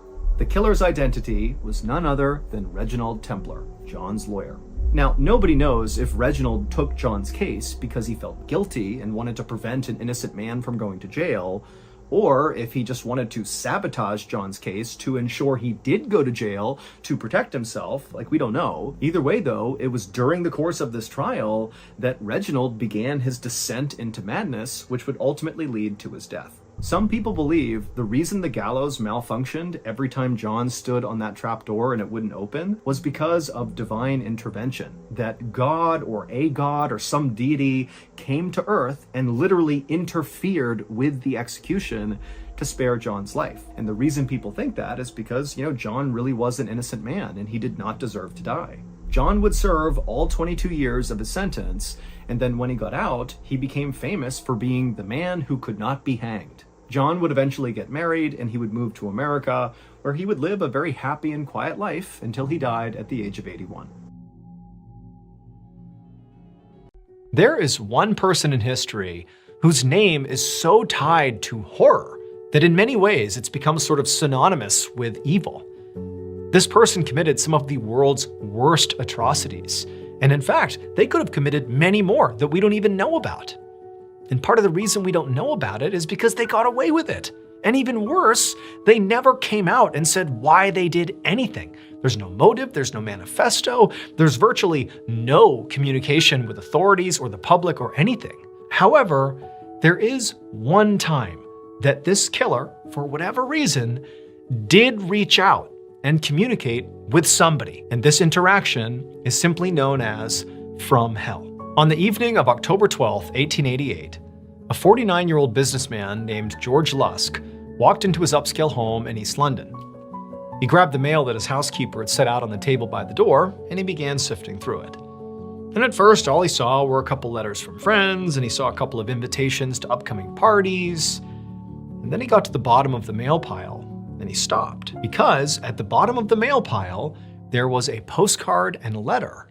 Over the past 2 months, 4 people had been killed in George's neighborhood. And in fact, the most recent victim was a middle-aged woman who had been killed about 2 weeks ago, really not far from George's home. And on this mail, on these 2 pieces of mail, the return address was the name of this uncaught serial killer.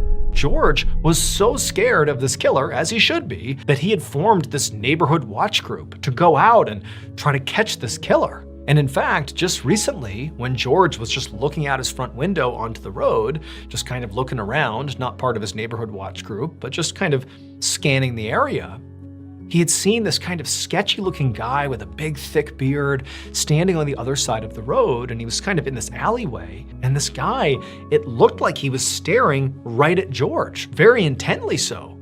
And George at first returned the stare, but then felt so uncomfortable that he drew the blinds and kind of hid from his window. Because again, he's thinking, there is a killer on the loose, maybe that's him. George actually had been so scared at seeing this guy that he had actually gone to the police and filed a report and said, I don't know, I think that guy could have been the killer.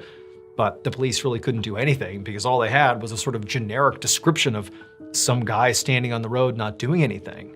So nothing was ever done. And so George, even though he was scared, he opened up these letters, and it was even more alarming than he could have thought. Because whoever wrote this, whether it was the killer or not, they were basically taunting George, saying, yeah, I know you stood up the neighborhood watch group. I don't care. I can do whatever I want. I can kill with impunity. In fact, I'm gonna kill 2 people tomorrow night, and there's nothing you can do to stop me. George just gathered up the letter and the postcard. He left his house right away and literally ran to the police station. And when he got there, he showed them the letters and said, look, this is from the killer. It feels authentic. He's gonna kill 2 people tomorrow night. You gotta do something. And so the police, they took the letters and they read them and they agreed that they did seem, authentic. But at the same time, they're like, there's really no way to tell if these are real. I mean, this could easily be a hoax. And even if this was real, what do we do? Who are the 2 people the killer's gonna go after? How can we possibly protect them? George was told to go home and, just play it safe, stay home, stay inside, and let the police do their job. Over the next couple of days, George was basically sitting on pins and needles waiting to find out that, sure enough, a double homicide was committed somewhere in the neighborhood. But there was no news of any homicides. Things were calm. There was no news of the killer anywhere. And so George told himself that, he was overreacting. Clearly those letters he got must have been hoaxes. But then, on October 16th, so 4 days after George received those 2 pieces of mail from the killer, he came home and he went inside and, like normal, his housekeeper had set the mail on the table right inside the house. In addition to all the paper mail, stacked on top of it was this little package and it was wrapped in brown paper. He picks up the box and very apprehensively he begins to unwrap it. Once it opens up, he sees there's a letter sitting on top of this box. And the letter at the top, it says, "From hell." That middle-aged woman who had been murdered just a couple of weeks earlier right near George's house, well, when she was found, 1, they identified that she clearly had been killed by the same serial killer that was still uncaught. But 2, she was missing something, her kidney. The package that George received inside of that box itself included half of a kidney. And then the body of the letter explained that this was the other half of that woman's kidney because the killer had eaten the other half. And this half was a gift for George. The letters and the box containing that half of a kidney are considered to be potentially the only authentic communications from Jack the Ripper.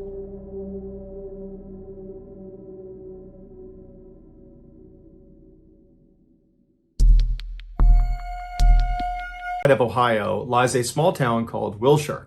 In 1989, there were less than 600 people that called this place their home, and virtually all of them were middle-class Americans. Most of them were farmers or factory workers, or they worked in one of the very few small businesses in town. While Wilshire was certainly not the most exciting place to live, it did have a reputation for being a nice place to raise a family. It was a tight community of people that looked out for one another. One family that was part of the Wilshire community in 1989 was the Rogers family. They consisted of the parents, Hal and Joan. Joan went by Joe, and they were both 36 years old, and they had two daughters, Michelle, who was 17, and Christy, who was 14. Hal and Joe had met in high school. Joe was very outgoing and popular, and Hal was reserved and quiet. But despite their extreme differences, they actually complemented each other very nicely, and they seemed to bring out the best in the other. By their senior year, Joe had become pregnant with Michelle, and so after graduation, the teen couple got married and they moved into a dairy farm to start their life together. And a few years after that, Christy was born and their family was complete. Over the years, Hal and Joe worked extremely hard on their farm,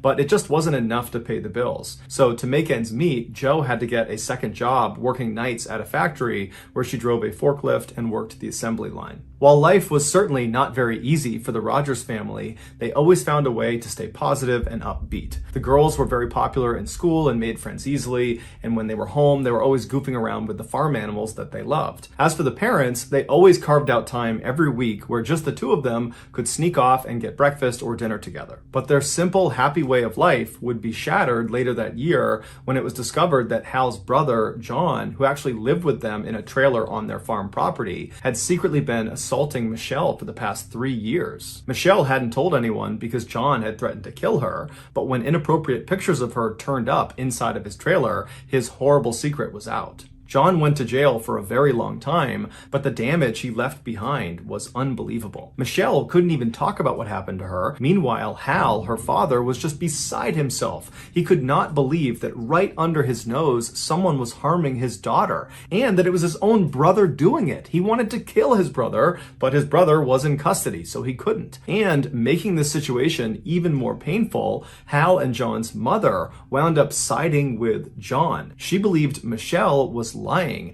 and it set John up, and she began saying this publicly, and it spread all throughout town. It was just an absolute tragedy through and through, and Hal and Joe had no idea how they were going to recover from it. That's when the idea of a vacation came up. Take the kids away from this farm, away from this drama, let them be kids again, let them be stress-free, even for a couple of days. It will do them an enormous amount of good.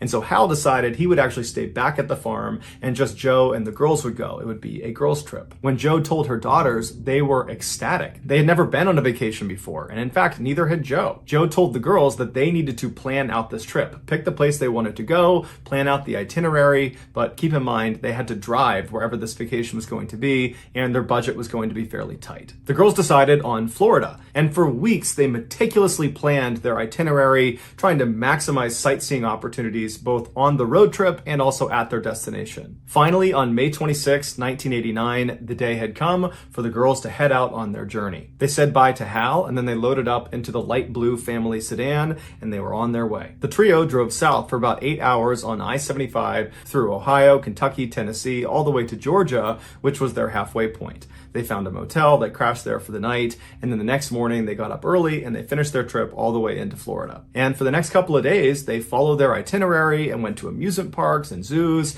and other attractions all over the Sunshine State. They were really having a great time. In fact, on May 29th, Joe sent a postcard to Hal that she kind of jokingly said, "The girls are dragging me all over the state. All I want to do is relax." But the tone of the message was really that she and her kids were having a wonderful time. On June 1st, the girls left Orlando, Florida, and made their way to Tampa, Florida, where they planned to go to one more amusement park before they had to turn around and head back to Ohio. Hal had been told they would be back on June 3rd.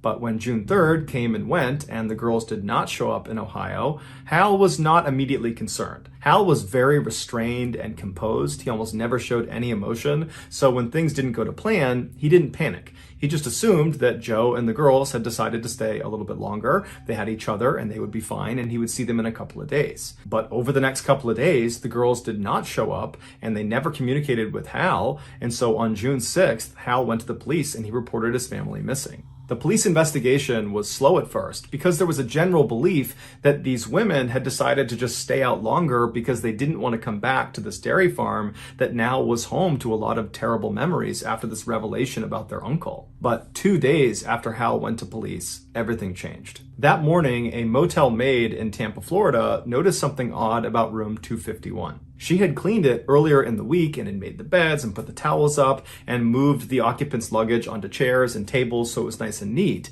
And now she was coming back to clean it about a week later, and the room still looked exactly the way it did when she had cleaned it. The beds were still made, the towels hadn't been touched, and the luggage was positioned around the room just as she had set it up. So she tells her manager, who thought it was strange enough that he called the police and told them about it. The police in Tampa went out to this motel and they discovered that room 251 was registered to missing people, Joan Rogers and her 2 daughters, Michelle and Christy. The motel manager told police that the trio had checked in on June 1st, but after that, no one had seen them. The police searched their room and they found their camera, and the final 2 pictures that had been taken were taken inside this motel room. One was of Michelle crouching down, rummaging through her suitcase, looking like she's getting ready to go out somewhere, and the other was taken from inside their room, looking out over their balcony out towards Tampa Bay as the sun was beginning to set. The rest of the search of the room did not turn up any significant evidence. All they knew was the women were not there. And so using the motel as a center point, they began searching the area,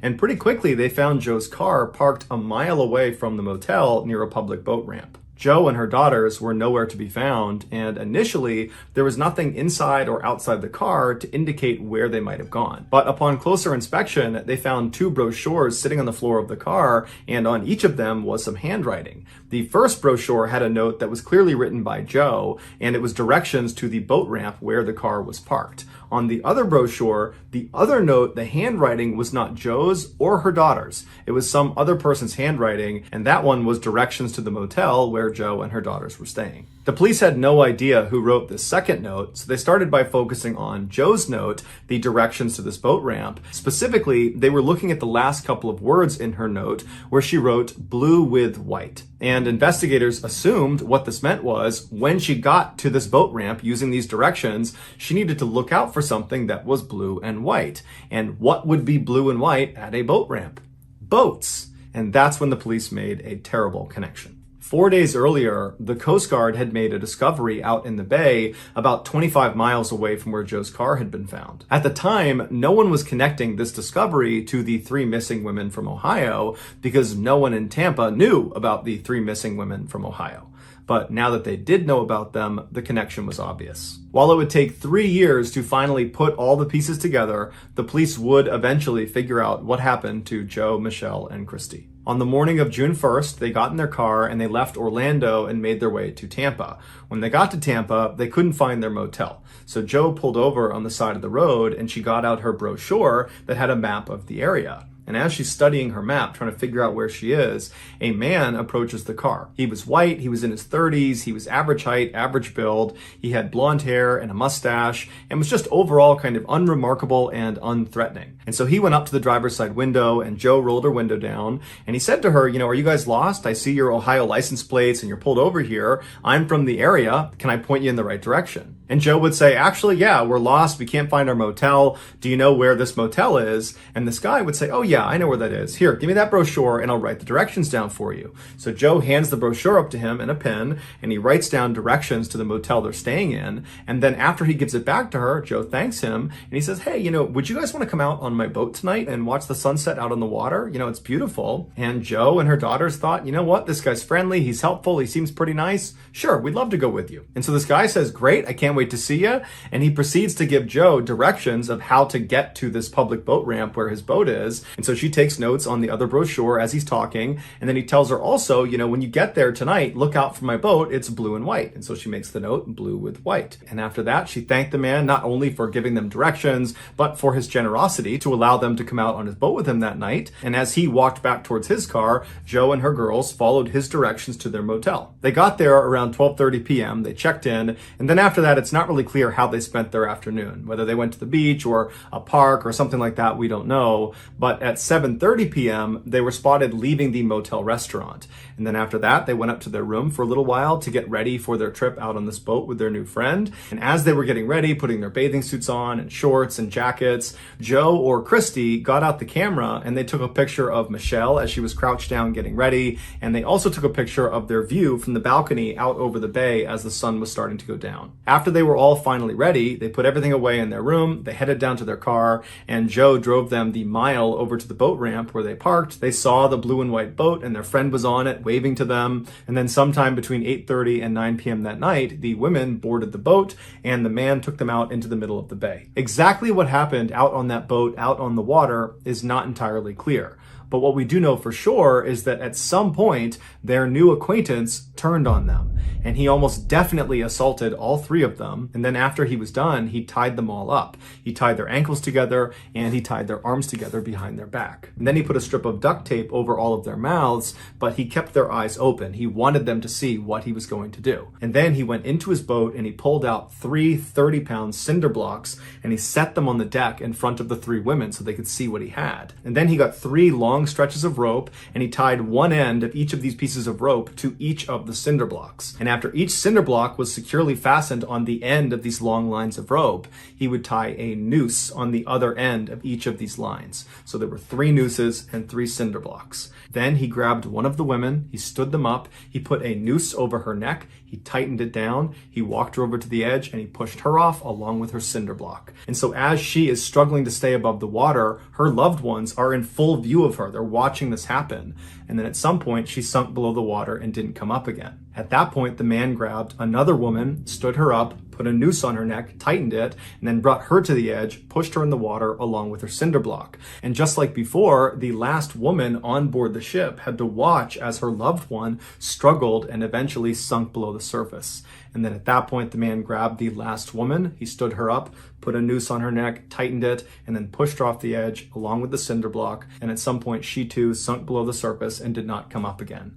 And at this point, the man just turned around and drove back to shore like nothing had ever happened. On June 4th, so 3 days after the 3 women were killed, because of decomposition, their bodies had bloated and they floated to the surface. The Coast Guard was alerted to their position. They pulled them out of the water, but because of their extreme decomposition at this point, because of the warm water, they weren't able to ID them. During their autopsy, they found water in each of their lungs, which confirmed they were alive when they were thrown in the water. A few days later, when Joe's car and those notes inside of the car were located near the boat ramp, and the police began to speculate that she, along with her daughters, must have boarded a boat before they disappeared, that was when they made the connection that unfortunately these 3 missing women are probably the 3 unidentified bodies that had been found in the bay a few days earlier. So on the day they make this connection, the police call Hal back in Ohio and they request the dental records of his wife and his daughters. And those records would confirm his worst nightmare. His entire family was gone. The man who killed his family was a guy named Oba Chandler, who was a suspected serial killer who liked to brag about his date with 3 women. In 1994, he was found guilty of murdering all 3 of the Rogers women, but he never took responsibility, nor did he show any remorse. For nearly 2 decades, Oba sat on death row, and not once did he get a visit from a friend or a family member. Nobody wanted to see this guy. And then finally, a little after 4 p.m. on November 17th, 2011, so roughly 22 years after Oba had murdered the Rogers women, he was led into the execution chamber inside of Florida State Prison. After he was strapped down to the gurney, a curtain was slid aside so the witnesses of the execution could see him. And then at 4:08 p.m., Hal Rogers watched calmly from the front row as the man who ruined his life, Oba Chandler, was put to death by lethal injection. In the spring of 1982, a mother rushed to the reception desk at the Royal London Hospital in England, cradling her 6-week-old baby girl named Claire. Claire was her first and only child, and like a lot of first-time parents, the mother was very paranoid about her daughter's health. And so anytime there was a change in her behavior or her appearance changed, it was like this mom rushed to the doctor. And that morning, the mother had noticed something very unusual on her daughter's head. There were 2 raised white lines that made the shape of a plus sign. There was one line that ran from the nape of her neck all the way in back, all the way up her head to her forehead, and the other line was horizontal, and it went from behind one ear all the way to the other ear. Now, this mother had no idea what these lines were, what they meant, what caused them, and so as soon as she saw them, she scooped her kid up and she headed to the hospital.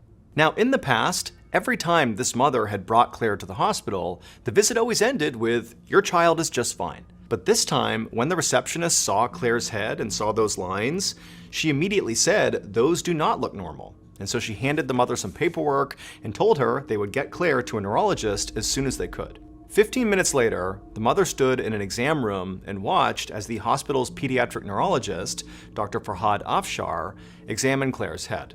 And after a moment, Dr. Afshar stepped back and he explained to the mother that these raised lines on her daughter's head were something known as bulging fontanelles. So when a baby is born, the bones of their skull are not actually fused together yet, and the thin gaps between these separate skull bones are called fontanelles. And Dr. Afshar told Claire's mom that when a baby's fontanelles begin to bulge like this, it's usually because the child's brain is so swollen that it's beginning to push the skull bones apart. Dr. Afshar told Claire's mom that she had made the right decision to bring her daughter to the hospital. But he was clear that a lot of things can cause a baby's brain to swell and potentially cause these bulging fontanelles, and so in order to figure out what was going on, they would need to order a CAT scan.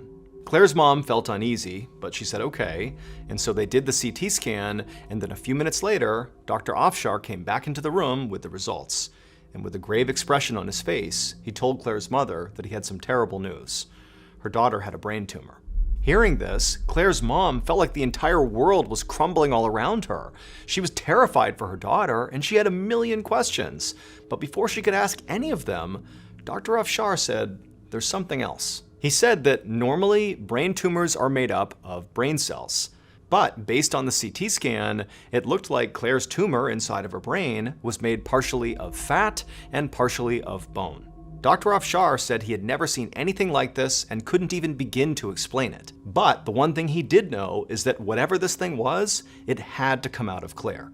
Leaving it inside of her head could at a minimum cause serious neurological damage, or at worst could even kill the child. So Dr. Afshar told Claire's mom that she only had really one option. Claire needed brain surgery. Even though the operation was very risky for a child as young as Claire was, it was the only way they could figure out what this mass actually was, and it was the only way to get it out.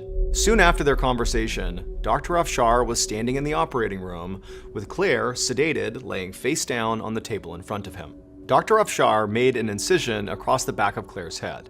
Then he cut a rectangle into her skull, essentially creating a small door. He opened up that door to see the bottom of Claire's brain. He delicately moved the left and right hemispheres of Claire's brain slightly apart so he could reach the section where the tumor was. And that's when he got his first glimpse of this strange mass. He grabbed it with a pair of surgical tongs and gently tugged, and he was surprised at how easily it began to slide out. And slowly it came into the light.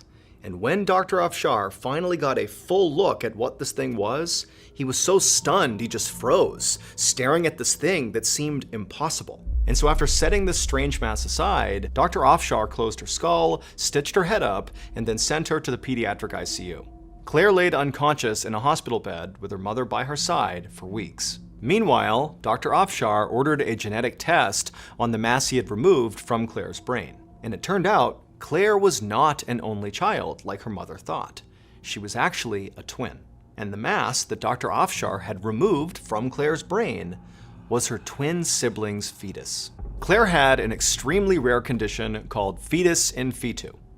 Fetus in fetu occurs in the very early stages of a twin pregnancy, when cells don't divide properly and one fetus becomes enveloped by the other. The enveloping twin looks like a single baby, but they're actually born with their siblings' partially developed fetus still inside of their body. The fetus in Claire's head was 5.5 inches long. It had 2 arms, 2 legs, but its head hadn't formed yet. And Claire's case was extra rare because her twin's fetus was found inside of her skull. In all of global medical history, intracranial fetus in fetu had only ever been recorded 18 other times. And it was thought to be a fatal diagnosis because to this point, all the others who had it had died. But after 2 weeks in the ICU, Claire woke up. And a week after that, she was healthy enough to go back home.